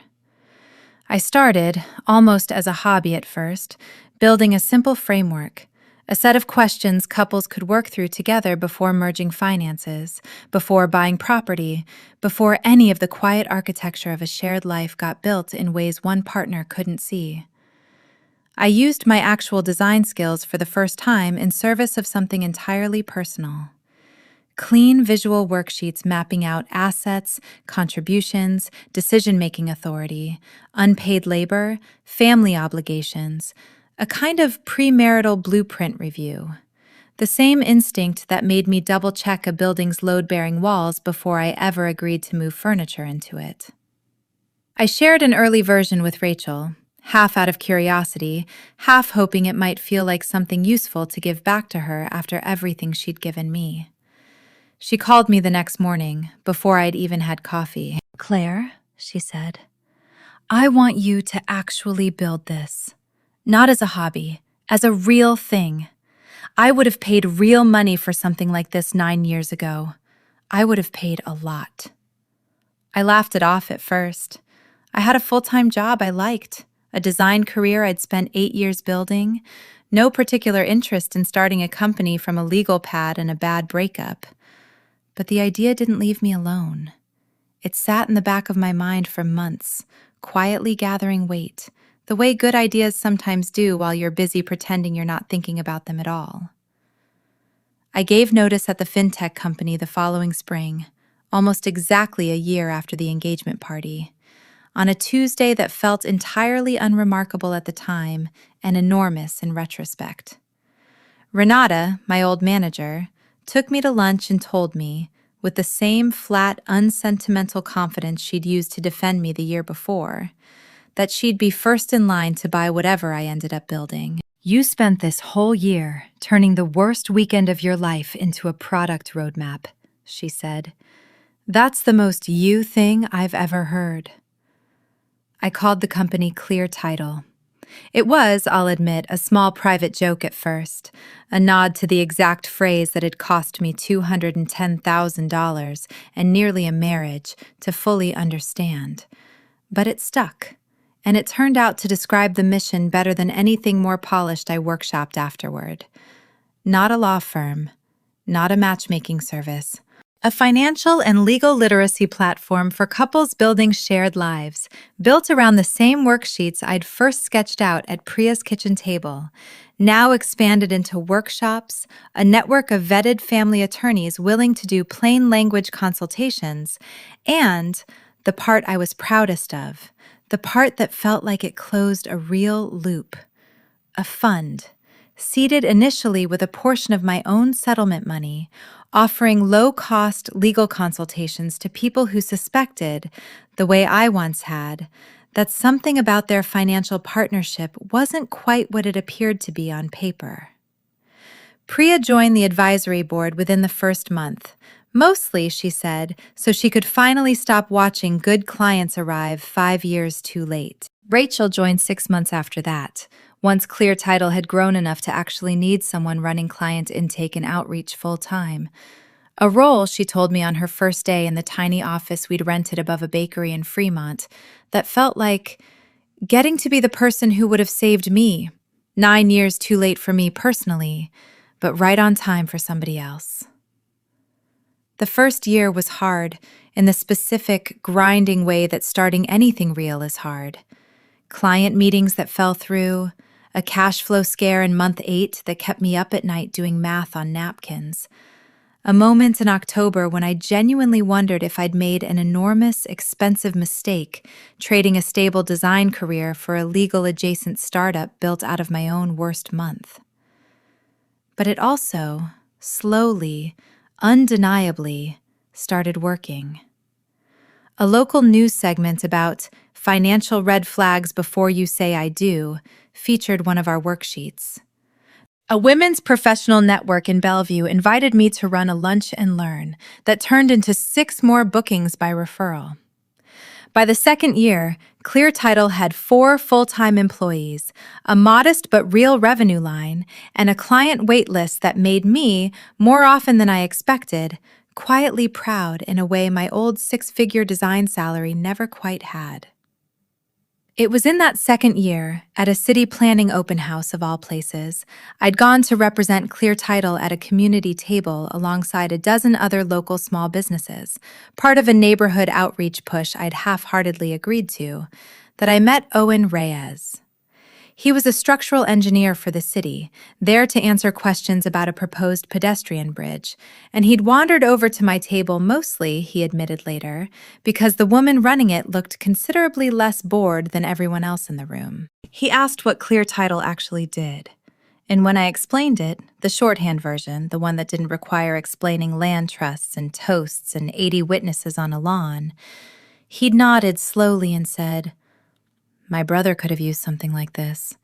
His ex-wife's family did something almost exactly like that with their first house. Took him 4 years and a lawsuit to untangle it." It was, I would think later, a strange and oddly perfect way to meet someone. Bonding, at a folding table under fluorescent lights over other people's financial disasters. But there was something in the way he talked about his brother's ordeal, genuinely angry on someone else's behalf, careful and precise in the way he described the legal mechanics of it, that made me pay closer attention than I usually did at these things. We got coffee the following week, ostensibly to talk about a potential partnership between Clear Title and a housing nonprofit he volunteered with. We talked for 3 hours and never once got to the nonprofit. Owen was, in nearly every visible way, the opposite kind of man from Grant. Quieter, less immediately charming. The kind of person who took a full 10 seconds to actually consider a question before answering it, instead of reaching instinctively for the answer that would keep the conversation comfortable. His first real gift to me, 4 months in, wasn't jewelry or flowers. It was a set of hand-drawn blueprints for a treehouse he wanted to build for his niece, sketched out on the back of a city permit form during a boring meeting, complete with load calculations he'd done for fun because, he said, sheepishly, "I like knowing things will actually hold before I build them."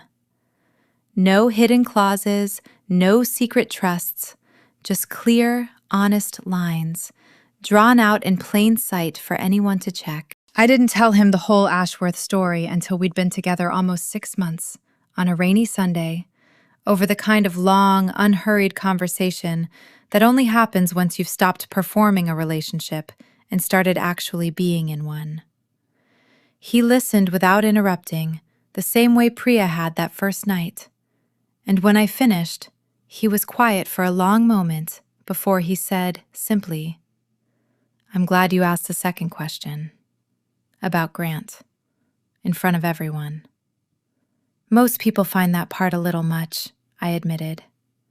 Publicly interrogating your own fiancé at your engagement party isn't exactly a romantic story. "I don't think it's about romance," Owen said. "I think it's about engineering. You don't sign off on a structure without checking the load-bearing walls first. Most people just don't think to ask that question about a relationship. You did. That's not a character flaw, Claire." I think that might be the smartest thing anyone's ever told me about themselves on a second date. I didn't cry, exactly, but something in my chest that had been braced, quietly, defensively, for over a year finally, gently, let go. I wish I could say the Ashworths simply faded out of my life after that, A chapter closed cleanly and left behind. Mostly, they did. But there was one more round, almost exactly 2 years after the party, and it turned out to be the one that finally, truly ended things. Not with a whimper, but with something closer to the loud, satisfying click of a lock finally catching.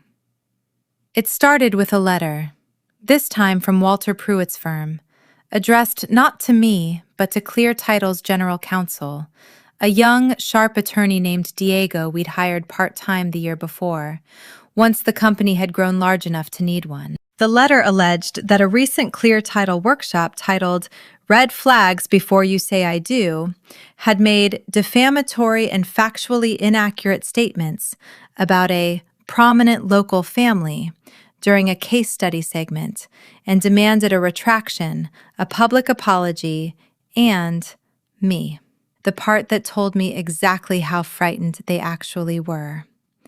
A substantial financial settlement to be paid quietly with a non-disclosure agreement attached. I hadn't used the Ashworth name. I never had in any Clear Title material, out of the same instinct that had kept me largely silent on social media through the whole ordeal. This had never been about public humiliation.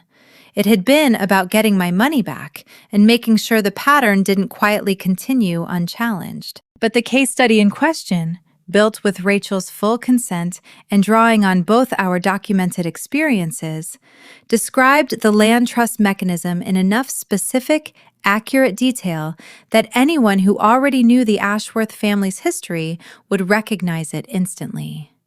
Apparently, someone had. Diego brought the letter to me on a Thursday afternoon, along with a printed copy already annotated with his own notes in the margins. "This is a classic slapsuit setup," he said, sliding it across my desk.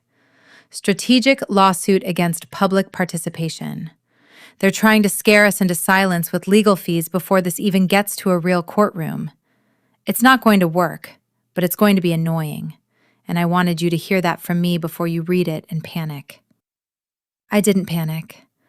I called Priya instead, out of old habit, even though she was no longer technically my attorney on anything, just my friend and my advisory board member, and, by that point, one of the people who understood the shape of this particular fight better than almost anyone alive. "They're not suing you," Priya said, after reading the letter twice over speakerphone. "They're threatening to. There's a difference, and it's an important one. Richard Ashworth does not want this in a courtroom, Claire. A courtroom means discovery. Discovery means Marcus Feld's forensic report becomes a public exhibit. Discovery means Rachel's declaration becomes part of the public record permanently, instead of a private document sitting in your files. He is betting entirely that you'll fold rather than risk that exposure. He has no idea you'd actually welcome it." "Would I?" I asked, and realized as I said it that I already knew the answer. "You built an entire company around the idea that sunlight is the best financial advice anyone can get," Priya said. "I think you know exactly what you want to do here." We didn't fold. Diego drafted a measured, meticulously factual response, confirming that every statement made in the workshop was independently verifiable through public property records and a signed, voluntary declaration from a named individual willing to stand behind her own account, and noting, with the dry precision only a lawyer can manage, that Clear Title would welcome the opportunity to discuss the matter further in whatever forum Ashworth Pacific Holdings preferred, including, should they wish to file suit, a public courtroom. We never heard from Walter Pruitt's firm again. Rachel, when I told her, went quiet on the phone for a long moment before she said, in a voice thick with something I recognized as the particular relief of a very old fear finally, definitively laid to rest. 9 years, Claire. 9 years I thought if I ever said his name out loud in public, something terrible would happen to me. And instead, nothing happened. Nothing happened at all, because for the first time, I wasn't standing there alone. That, more than the property title, more than the settlement, more than watching Whitney's post disappear at midnight with 300 screenshots already circulating, was the moment I understood the shape of what I'd actually built. Not a company, not exactly a business. A room, essentially, that a frightened woman could walk into and no longer be alone in. There's a client I still think about often, more than any other in Clear Title's growing file cabinet of stories. A woman named Sophia, who walked into our Fremont office on a Tuesday morning 18 months after we'd opened, holding a stack of paperwork in a canvas tote bag like it might bite her. She was younger than most of our clients, 26. A hospital nurse engaged to a man from a family that ran a chain of successful auto dealerships across the Puget Sound. Her fiancé's mother, she told me, sitting across from me with her hands wrapped tight around a cup of coffee she never drank, had recently started casually mentioning that once they were married, Sophia would obviously want to leave her overnight shifts and start helping manage the dealership's back office bookkeeping, since family businesses run so much smoother with family doing the books. Her fiancé had laughed it off. The same easy, dismissive laugh I remembered so precisely from my own kitchen 2 years earlier. She's just excited. Don't take it so seriously. I don't know why I can't stop thinking about it, Sophia told me, twisting a napkin in her hands. Everyone says I'm overreacting. My own mom says I'm being difficult, but something about it feels, I don't know, it feels like a door quietly closing somewhere, and nobody else in the room can hear it but me. I recognized that particular sentence with a clarity that made my chest ache. I walked her through our worksheets that afternoon, not warning her away from the relationship, never that. Clear Title was never in the business of telling people who to love, but simply giving her language for the specific, precise questions worth asking before anything got signed. Is this a family tradition or a personal expectation? What is my partner's documented role in this arrangement? If I say no to this specific request, what actually happens? She came back 3 weeks later, calmer, steadier, and told me she'd asked her fiancé, directly and without apology, exactly those questions over dinner. He'd been surprised, defensive at first, and then, this was the part that made me believe, more than almost anything else Clear Title had done, that the work actually mattered. He'd gone quiet, thought about it seriously, and told her he needed to have an honest conversation with his mother about boundaries before their wedding, not after it. I don't know if it'll work out perfectly, Sophia told me the last time I saw her in the office before her wedding invitation arrived in my mailbox 6 months later. A small, genuinely happy thing I framed and kept above my desk. But I know exactly what I'm walking into now. I know where the walls actually are. That's all I ever really wanted. Just to see the blueprints before I moved in. Just to see the blueprints before I moved in. I thought about that phrase for weeks afterward, turning it over the way I once turned over Whitney's toast, Richard's threat, Rachel's voice on the phone saying, "You are not the first." It became, eventually, close to Clear Title's unofficial motto, printed in small type at the bottom of every worksheet we sent out. You deserve to see the blueprints before you move in. We threw a small party for Clear Title's 2-year anniversary in the Fremont office. String lights hung across the exposed brick, a detail I chose deliberately, half as a joke with myself, half as a quiet act of reclamation. String lights had meant one specific, terrible thing to me for exactly 2 years. I wanted, at least once, to stand under some and feel nothing but warmth. Priya gave a toast that night, glass raised, grinning at me from across the small, crowded room. To Claire, she said, who called me at 11 o'clock on a Saturday night asking for a lawyer instead of a shoulder to cry on, and who has apparently decided that's just how she processes every hard thing now, by building something out of it that helps everyone else who comes after her. A laugh went around the room. I've watched a lot of women get handed a terrible hand at a family dinner table over the years. I've never watched anyone turn it into a company with 4 employees, a client wait list, and its own conference swag tote bags. I love you. Cheers.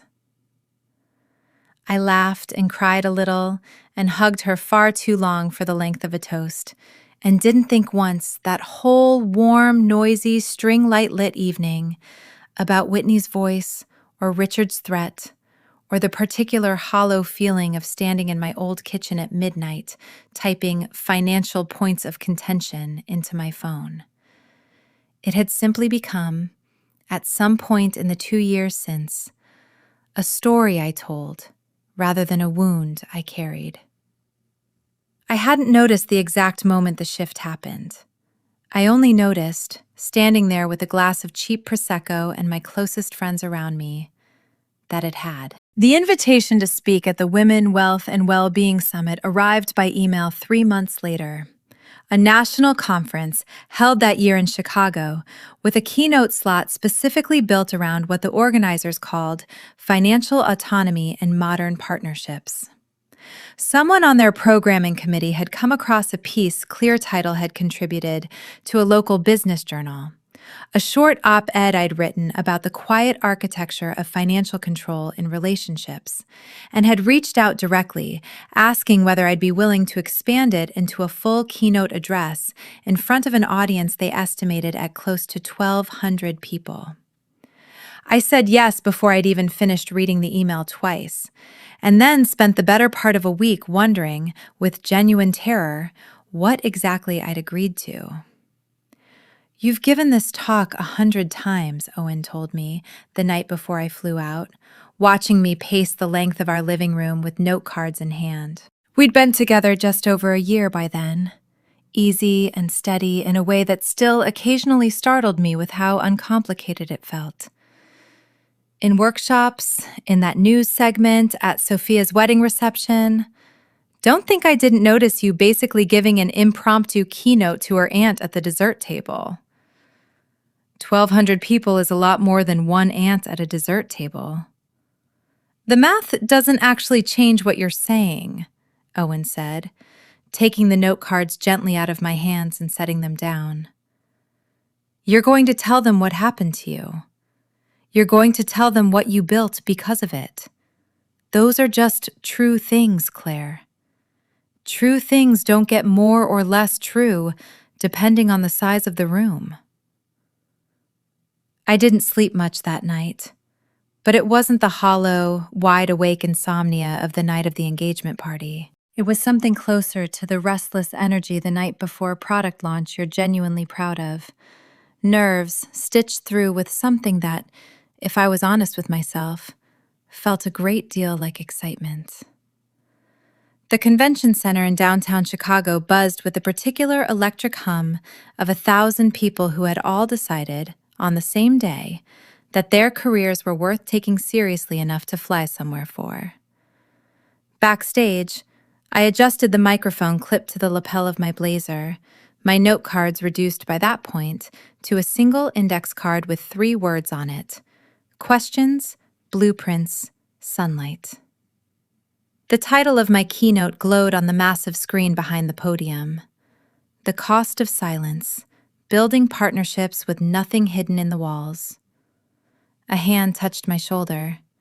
Rachel, who had flown out with me at her own insistence, looking sharp in a tailored green dress, grinning despite the nerves clearly written across her face. "You good?" "Not even a little," I said, and meant it, and laughed anyway, because the nerves that used to accompany any thought of public speaking had, somewhere in the last 2 years, been burned away in a considerably hotter fire than this one. But good nervous, not bad nervous. Good, because the room's completely full, Rachel said. I saw at least 4 reporters near the front and 2 people from major foundation grant committees. Also, she hesitated, glancing toward the wings. Owen's out there by the coffee station, looking unbearably proud of you. Just so you're prepared. A warm flicker of happiness moved through me at that, steadying something in my chest that the nerves had loosened. The stage manager gave me the signal. I walked out into the lights. The applause was a warm wave, bigger and louder than I'd braced for. I found Owen's face near the side of the room, his easy, familiar smile, a small, silent anchor in a sea of strangers, and something in me settled. "Thank you," I began, my voice clear and carrying in the vast hall, in a way that still, faintly, surprised me every time. A little over 2 years ago, I stood in a very different kind of spotlight. It was string lights, actually, at my own engagement party on a lawn on Lake Washington. And in that light, someone I loved very much let his sister stand up in front of 80 of our closest family and friends and hand me a job description for the rest of my life. It came with a list of duties, a schedule of unpaid service, and a striking, total absence of any actual partnership. A ripple of knowing laughter moved through the audience, the specific, recognizing laughter of people who have lived some version of the thing being described, or watched someone they love live it. I asked 2 questions that night, I continued. Are these documented family traditions, or personal expectations of me specifically? And, to the man I was engaged to, what is your role in all of this? The answers I got, or more precisely, the silence and deflection I got, cost me an engagement. But they bought me something considerably more valuable. They bought me clarity. I clicked to the first slide. Not a legal document, a simple diagram, 2 overlapping circles, one labeled your assets, your labor, your time, the other labeled the same for a partner, the overlap in the center labeled simply shared, visible, agreed upon. We talk about prenuptial agreements, financial planning conversations, even basic questions about who manages what in a household, as though they're somehow unromantic, as if acknowledging the practical reality of a shared life pollutes the purity of the love inside it. But I want to offer you a different idea today.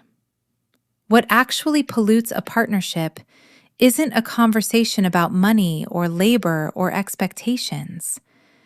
It's the absence of that conversation. It's the assumption, quiet, unspoken, often generations old, that one person's time, money, and labor simply belong to the family unit by default, while the other person's remain, conveniently, their own. It's an unspoken rule book, written by someone else, that you're simply expected to go along with in order to keep the peace. I saw heads nodding across the room, a slow wave of quiet recognition, particularly among the women closer to my own age, scattered through the crowd. My company, Clear Title, doesn't just help people draft legal documents, though we do plenty of that. What we really help people draft are honest conversations. We run workshops where couples map out, together, in plain language, not just their finances, but their actual expectations of each other. Who carries the mental load of a household? How are family obligations divided, and by whom, and on what timeline? What does real support look like when one partner's career or health or family situation demands more than the others, for a season or for good? A true partnership isn't a silent, inherited contract of unpaid service.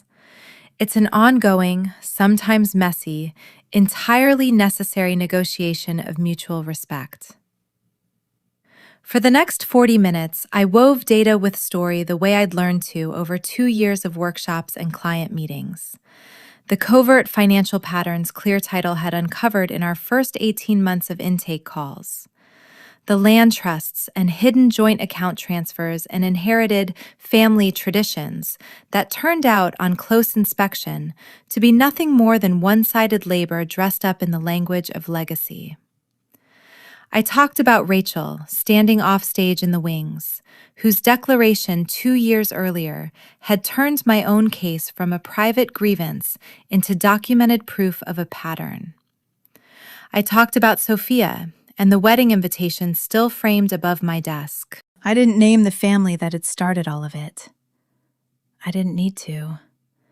The shape of the thing, the architecture of quiet control, dressed up as love and tradition, was familiar enough, I could tell from the room's stillness, to more people in that audience than I would ever know. The most dangerous kind of trap, I said, my voice dropping, the room dropping with it, is the one you don't know you're standing inside of. The one decorated with love and family and tradition, where the locks are made of guilt and the key is labeled compromise. My work now, every single day, is handing people the tools to inspect the walls of a relationship before they move all the way in. To build something with a clear foundation and load-bearing walls made of mutual respect, instead of hidden trapdoors made of quiet obligation. As I finished, the applause was thunderous, a genuine physical force moving through the room. I walked off stage buzzing, not from adrenaline exactly, though there was plenty of that too, but from something steadier underneath it. Purpose, maybe.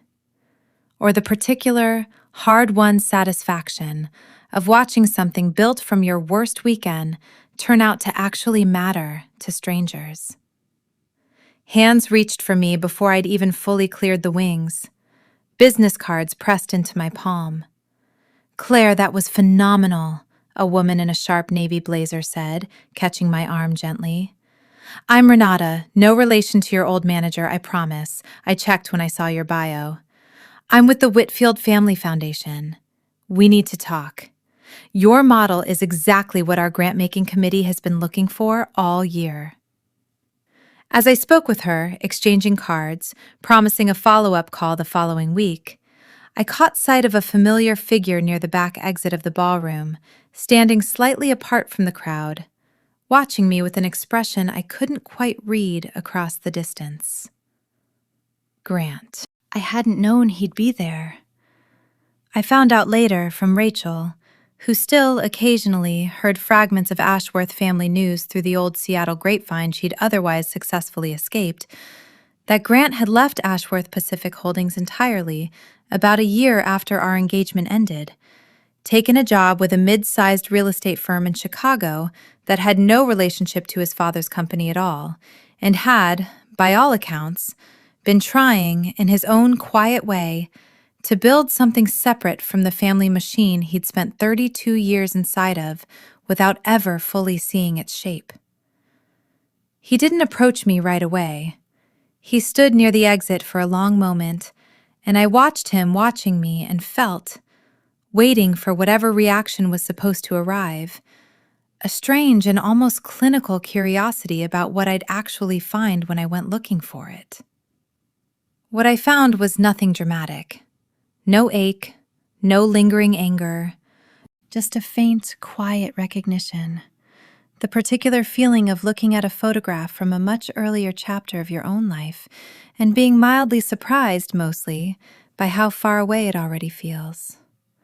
He crossed the room eventually, once the crowd around me had thinned, and stopped a respectful few feet away, hands in his pockets, looking up close, older than the 2 years technically accounted for, thinner, a little worn around the eyes, but steadier, too, in a way I hadn't expected. "That was really something," he said. "The talk. I didn't know you were speaking here until I saw your name in the program this morning. I almost didn't come find you afterward. I wasn't sure I had the right to." "You came anyway," I said, not unkindly. "I wanted to say something, and I figured I might not get another chance to say it in person." He took a breath. I'm sorry, Claire.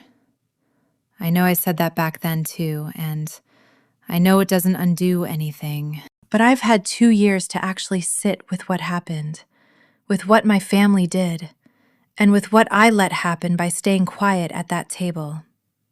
I left the company about a year ago, told my dad I couldn't keep being part of how he does business, not after everything. He didn't take it well. We don't talk much anymore. He gave a small, tired half smile. Marcus and I do, though. More than we used to.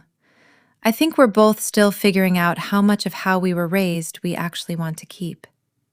I'm glad, I said, and found, a little to my own surprise, that I meant it, without complication, no bitterness underneath it, no performance layered over it, just a simple, clean sentence, offered to a man who had once been the center of my entire imagined future, and was now, mostly, a person I hoped had found his own way to something better. Rachel's doing well, he said, glancing toward the wings where she stood chatting with a small cluster of conference attendees. I saw her name on the program too, listed as your director of outreach. I'm glad. I always felt sick about what happened with her and Marcus, even before I understood the whole shape of it. I just never said anything, the same way I never said anything at our own party. You're saying it now, I said. Little late. Maybe. Or maybe exactly on time for whatever comes next. I meant it as something close to kindness, and I think he took it that way. There was a brief, easy silence between us, the specific silence of two people who once meant everything to each other, and now, mostly, wished each other well from a comfortable distance. I should let you get back to your sky. He glanced past me, toward Owen, who was making his way over with 2 glasses of water, and the particular alert, slightly protective expression of a man deciding, in real time, whether he needed to intervene in this conversation. My partner, I said. Owen. He looks like a good one, Grant said. And there was no edge in it at all, just plain, tired sincerity. I hope he knows how lucky he is. He tells me that regularly, I said, and Grant laughed, a real laugh, brief and a little rueful, the first one I'd heard from him in 2 years that didn't sound like it was covering for something underneath it. Take care, Claire, he said, and turned and walked back toward the exit, disappearing into the corridor beyond it. I watched him go, waiting, again, for some larger feeling to arrive. It didn't. There was only the faint, settled echo of a lesson thoroughly learned, and then Owen's hand at the small of my back, and the low, easy hum of the ballroom pulling my attention back toward everything still ahead of me. You good? Owen asked quietly. Better than good, I said, and turned my full attention back to the room, to Renata from the Whitfield Foundation waving me over toward a small cluster of donors, to Rachel catching my eye across the crowd with an expression that said, unmistakably, we did it. I was. The Whitfield Family Foundation grants came through 8 weeks after the conference, enough funding to open a second clear title office in Portland, a decision that felt, when Rachel and I signed the lease together, like closing a very specific, very personal circle. We hired 2 more staff, expanded the low-cost consultation fund, and started, for the first time, fielding inquiries from attorneys in other states, asking whether our workshop model could be licensed or adapted elsewhere. It was, by every measure I'd once used to judge my own success, a good year. It was, by the measures I'd come to actually care about, a considerably better one. Owen proposed the following spring, on a Tuesday, which he later admitted had been entirely deliberate. I didn't want it to be some big, orchestrated surprise with an audience, he told me afterward, because I know exactly what that turned into for you once already, and I never wanted you to have even a flicker of that feeling again, not for 1 second, not even a good version of it. Instead, he'd asked me, on an ordinary Tuesday evening over dinner at our kitchen table, in a voice that was steady but visibly nervous underneath it, whether I'd be willing to sit down with him some weekend soon and go through Clear Title's own worksheets together, not as a favor to the company, not as research, but because he wanted, he said, to build whatever came next with me on paper, in plain sight, with nothing left to assume. I laughed, and then I cried a little. And then I said yes to the actual question buried inside that one, once he'd finally formally asked it, on one knee in our kitchen, with a ring he'd designed himself, a simple line of engraving on the inside of the band reading, Clear Title. We spent that Saturday exactly as he'd proposed, sitting at our kitchen table with 2 laptops, a pot of coffee, and every worksheet Clear Title had ever built, mapping out, together, in complete and unhurried detail, exactly what we each brought into a shared life and exactly how we intended to hold it. Our savings, listed openly, side by side. Our individual family obligations, named specifically rather than assumed. His mother's health, requiring occasional weekend trips to Tacoma he wanted to keep making without either of us treating it as a burden. My own ongoing commitment to Clear Title's low-cost fund, which I intended to keep contributing to indefinitely, regardless of what our joint finances eventually looked like. Who would manage which parts of a future household, not by inherited tradition, but by actual preference and actual capacity? What support would concretely mean for each of us, in good seasons and hard ones? We hired a neutral attorney, not Priya, who insisted, laughing, that officiating her best friend's actual prenup felt like a conflict of interest even she wasn't willing to cross. To formalize the parts that needed formalizing. It took us 3 sessions, a fair amount of genuinely difficult conversation, and one minor disagreement about how much of my Clear Title equity should be considered separate property that we resolved, eventually, by simply asking each other, out loud, exactly the 2 questions I'd once asked at a party on Lake Washington. Is this a real concern or an assumption I haven't checked? And what do you actually need from me here? By the time we signed everything, 6 months before the wedding, I understood something I hadn't fully grasped even 2 years into running Clear Title. Even after dozens of client stories and a conference keynote and a small mountain of worksheets. That the point had never really been the paperwork itself. The paperwork was just the visible proof of something that mattered far more. 2 people choosing, deliberately and out loud, to build a life with nothing hidden in the walls.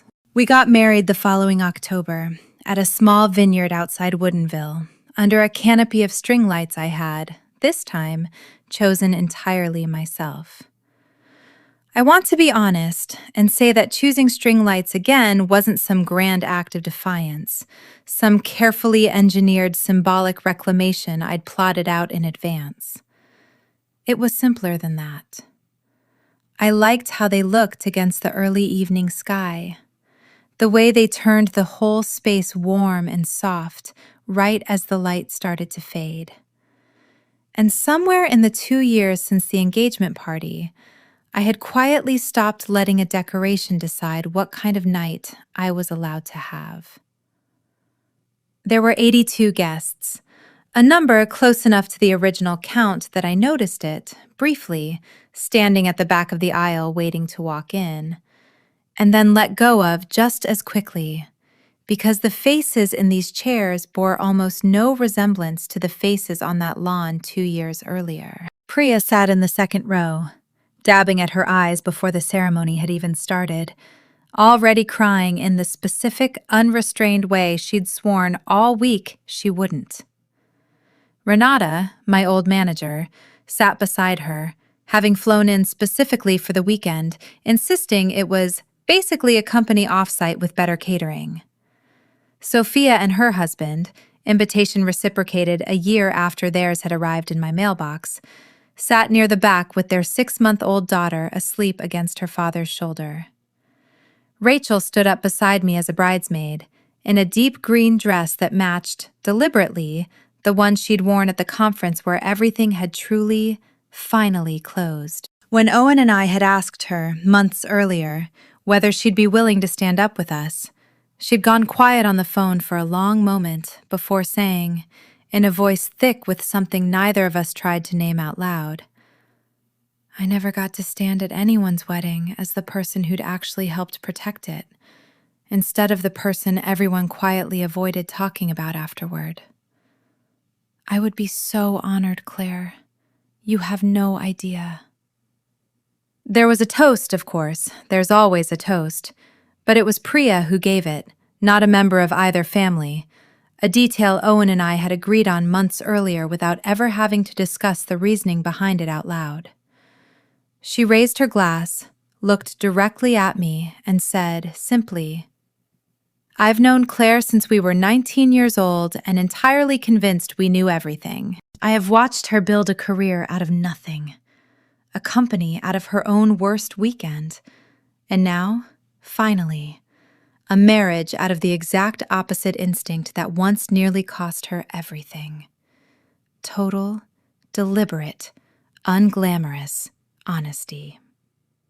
Owen, I love you, and I am so glad you understood, from the very beginning, that the smartest thing you could possibly do was ask her the hard questions early and mean it when you answered hers. To Claire and Owen, to nothing hidden in the walls." 82 glasses rose at once. I looked for Grant's absence in that crowd for exactly one brief, involuntary second. The old habit of scanning a room for the person who was supposed to be the center of it, and found, instead of an ache, only a clean, settled kind of peace. He'd sent a card 2 weeks earlier, short and genuinely warm, wishing us well. I'd read it once, smiled, and set it in a drawer. Not as a wound kept carefully preserved, but simply as a closed, unremarkable chapter in a much longer book. My own parents had passed away years before I'd ever met either Grant or Owen, a quiet grief that had shaped, more than I usually admitted out loud, exactly how badly I'd once wanted a family to fold myself into, and exactly how dangerous that specific hunger had turned out to be. The one time I'd let it override my own better judgment. Owen's mother, in their place, walked me the last few steps to the altar, at my own request, her hand steady on my arm, and whispered, just before letting go, "Welcome to this family, Claire. For real this time. No fine print." I laughed out loud, right there at the altar, in a way that made half the front row laugh with me before the ceremony had even properly begun, and thought, watching Owen's face as I walked the final few feet toward him, open, unguarded, entirely without performance, that I had never in my life felt so completely, unremarkably safe. We spent our honeymoon driving down the Pacific coast. No fixed itinerary, just a rental car, a loose map, and 2 weeks of open road between Seattle and Big Sur. Owen had wanted to fly somewhere more traditional, Santorini, Bali, somewhere with a name that sounded appropriately momentous, but I'd asked him, half joking and half not, whether we could do something quieter instead. A week of ocean views and long silences, and nowhere in particular we had to be. He'd agreed without hesitation, the way he agreed to most things that mattered to me, by actually listening first. On the 4th day, somewhere along the Oregon coast, I asked him to pull over at a scenic overlook I'd noticed on the map the night before. A wide, windswept bluff above a stretch of gray-green water. No crowds, no gift shop, just wild grass bending sideways in the wind and the low roar of waves against rock far below. I'd brought something with me from Seattle, tucked into the bottom of my suitcase, wrapped in an old scarf, unremarked on the whole drive down. A small, fireproof lockbox, the kind you buy at an office supply store for important documents. Inside it, a printed, notarized copy of the original Wallingford Land Trust Declaration, the one Priya had pulled up on her monitor 2.5 years earlier, the one that had first taught me exactly how thoroughly a person can be handed a life they never actually agreed to. I had never quite been able to throw it away.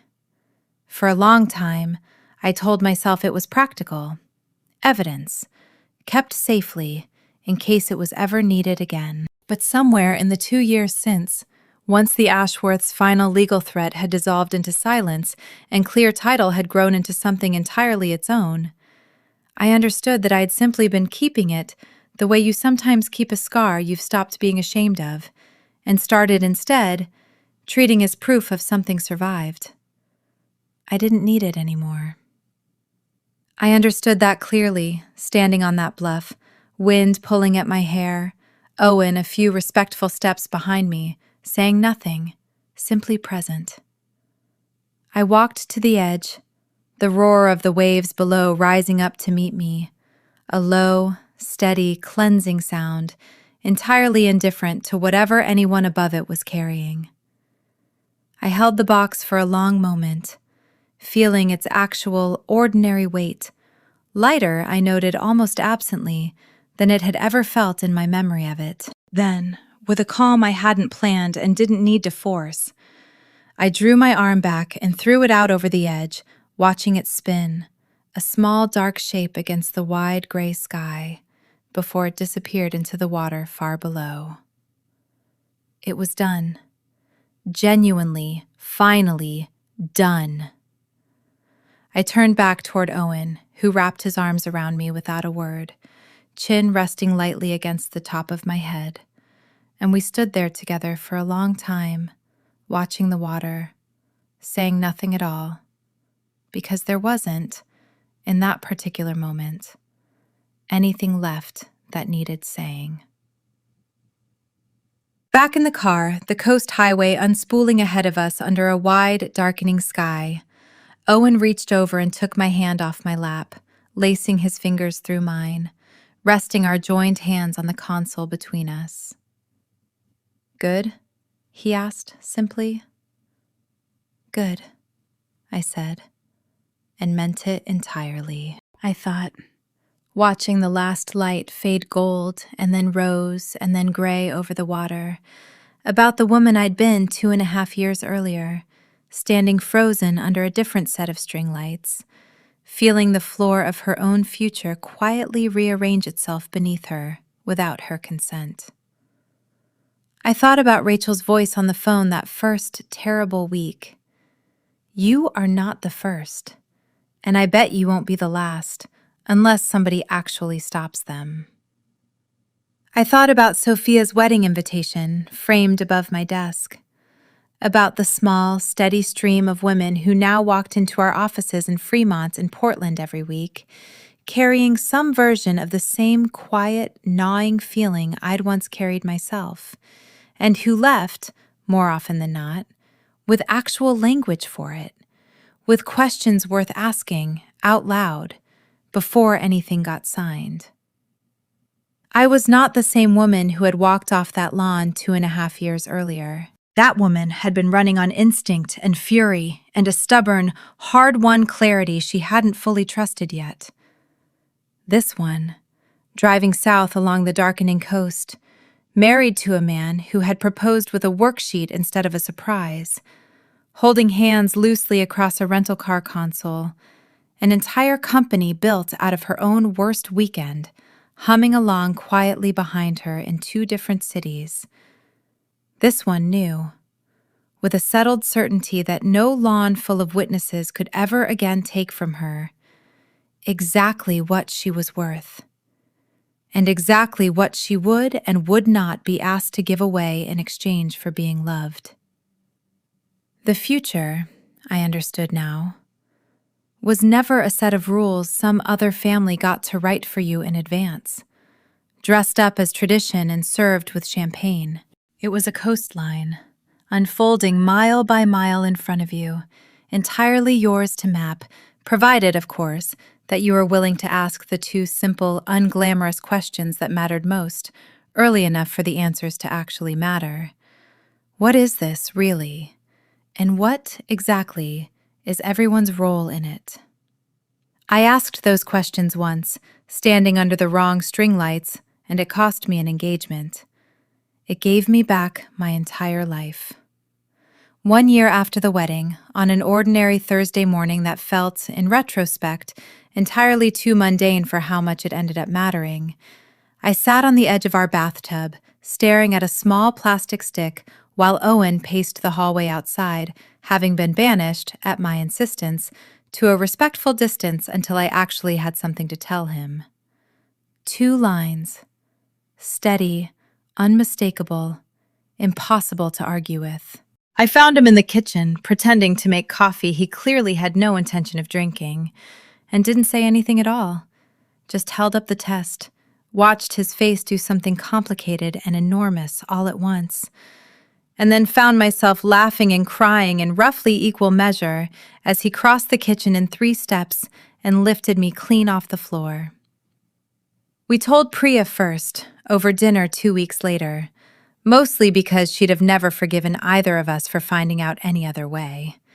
She cried before we'd even finished the sentence, which she blamed, unconvincingly, on the restaurant's aggressive onion usage.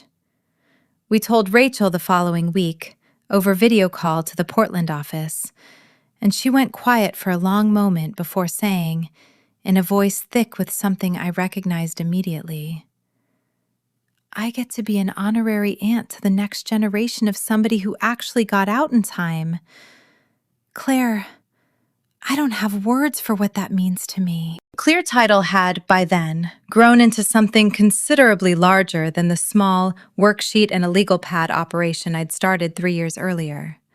A Seattle office, a Portland office, 12 full-time employees, a licensing partnership with attorneys in 4 other states, and a low-cost consultation fund that had, in the past year alone, helped over 400 people get honest, plain-language answers to the exact 2 questions that had once cost me an engagement and given me back everything else. I stepped back from day-to-day operations gradually over the following months, not because the work mattered any less to me, but because I'd built, deliberately, a team capable of carrying it forward without needing me at the center of every single decision. The same principle, I realized one evening, laughing to myself in the shower, that I now tried to teach every couple who walked through our door. Diane sent a small handwritten card when the pregnancy became public knowledge through Owen's side of the family grapevine, careful and brief, congratulating us, mentioning nothing of Richard or Whitney, signed simply, Diane. I kept it. I didn't reply, not out of unkindness, but because some relationships I'd come to understand could exist honestly only at exactly the careful distance we'd already found, not fully closed, not fully open, simply, quietly, what they actually were. Whitney, as far as I ever learned, married 2 years after my own wedding, to a man from a family, according to the one mutual acquaintance who still occasionally passed along news, with very similar values to the Ashworths. I hope, genuinely, without any remaining bitterness attached to the wish, that whatever toast was given at her own engagement party left room for her to answer 2 honest questions of her own, if she ever needed to ask them. I doubt I'll ever know, one way or the other. I've made a kind of peace with that. Our daughter was born the following spring, on a bright, ordinary Tuesday, weighing exactly 7 pounds, 4 ounces, with a full head of dark hair and a set of lungs that made the entire delivery room laugh despite the exhaustion in it. We named her Josephine, after my mother, and gave her Owen's grandmother's middle name, Wren. A small, deliberate act of building a family history out of only the parts we'd chosen to keep, rather than the parts simply handed down to us without a say. I held her for the first time in a quiet hospital room overlooking the Seattle skyline, Owen's hand resting steady on my shoulder, and thought, with a clarity that felt by then less like a hard-won revelation and more like simple, settled fact. Whatever traditions this particular small new family eventually built for itself, they would be built the same way everything else worth having in my life had been built since that terrible, clarifying night on Lake Washington. Out loud, in plain language, with nothing left hidden in the walls, and every single person in the room getting an actual, equal say in what came next. That, in the end, was the whole of it. Not a fairy tale, not a clean, tidy revenge story, though I understand why it might sometimes read like one. Just a woman who asked two honest questions at exactly the right moment, and then spent the following years learning, slowly and sometimes painfully, exactly how much of her own life had been waiting, all along, for her to finally ask them. We hosted Thanksgiving that first year with Josephine, 6 months old and mostly asleep through the entire meal, in the house Owen and I had bought together the previous spring, purchased this time with a title I had personally reviewed line by line twice, with an attorney of my own choosing sitting beside me the whole time, just to be entirely, deliberately sure.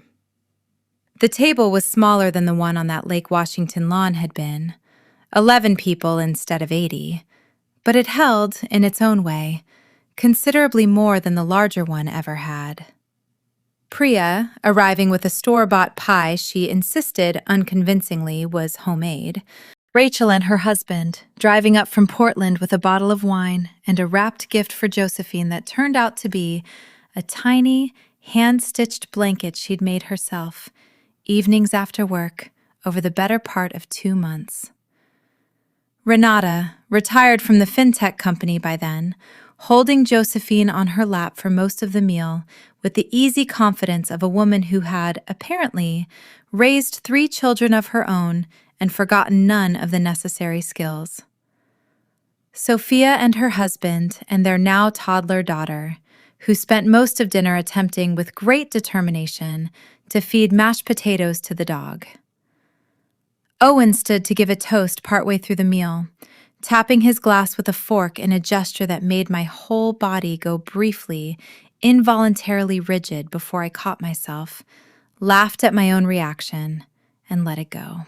"I'm not going to give anyone a job description," he said, grinning at me across the table, and the room laughed, because by then, everyone at that table knew the story well enough that the joke landed exactly the way he meant it to. "I just want to say thank you to everyone here for building the kind of family that Claire and I actually got to choose, instead of one we simply inherited.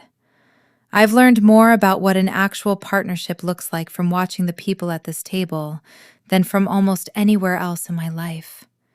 Claire, Josephine, I am endlessly grateful every single day that I get to keep building this with both of you, out loud, with nothing hidden in the walls. To family, the kind we build on purpose." 11 glasses rose together. I looked around that table, smaller, quieter, entirely unglamorous compared to the lawn full of string lights and 80 polished, watching faces from 3 years earlier, and felt something settle in my chest that I recognized, finally, distinctly, as home. Not the kind you're handed, wrapped in tradition and quiet obligation, expected to simply accept the terms of without question. The kind you build, deliberately, one honest conversation at a time, with people who ask you the hard questions and actually wait, patiently, for your real answer. Josephine stirred in Renata's lap, opened her eyes briefly, looked around at the noisy, laughing table full of people who loved her, before she'd even had the chance to earn it the way the rest of us had, and settled back to sleep, entirely unbothered, entirely safe. I raised my own glass, looked at Owen, and thought, with the same clean, settled certainty I'd carried with me every day since that cliff above the Oregon coast. This is what I was actually building toward, that whole time, without fully realizing it. Not a wedding, not a house, just this. A table full of people who see you clearly, tell you the truth, and stay anyway. Later that night, after the dishes were done and the last of our small chosen family had driven off into the dark, Owen and I sat together on the back porch, Josephine asleep between us in her bassinet, the November air sharp and clean against my face. I thought about the woman I'd been 3 years earlier, standing frozen under a different set of string lights, feeling the ground of her own future quietly shift beneath her, without her consent. And I felt, for the first time, not anger toward her, not even sympathy exactly, but something closer to gratitude. She had been brave enough, in the worst moment of her life so far, to ask 2 simple questions out loud instead of swallowing them. Everything else, the company, the marriage, the daughter sleeping peacefully between us, the whole unglamorous, honest life I now got to call mine, had grown, somehow, entirely out of that one small, stubborn act of asking. "What are you thinking about?" Owen asked quietly, his hand finding mine in the dark. "Just how far we came from a folding table at a city planning meeting," I said, smiling. "Best pedestrian bridge open house of my entire career," he said, and I laughed, the sound easy and full and entirely my own, carrying out into the quiet night air above a life I had built, deliberately, question by honest question, exactly the way I'd always meant to. Somewhere across the city, I knew, a lawn still existed on the shore of Lake Washington. String lights still went up for other people's parties. Other toasts were still being given under other chandeliers in other beautiful rooms. I couldn't control any of that, and I'd long since stopped trying to. What I could control, what I had spent 3 hard, deliberate years learning to control, was simply this. My own answer, the next time anyone, family or stranger, tried to hand me a role in someone else's story without first asking whether I wanted the part. I knew, now, exactly what that answer would be. I knew exactly how to ask the 2 questions that mattered, early enough for the answers to still change everything. And I knew, finally, past any doubt, that I was allowed to walk away from any room, any lawn, any life, the moment the answers stopped being honest. That was the whole of it, in the end. Not a fairy tale, just a woman who learned, the hard way, exactly what she was worth, and who never again forgot it.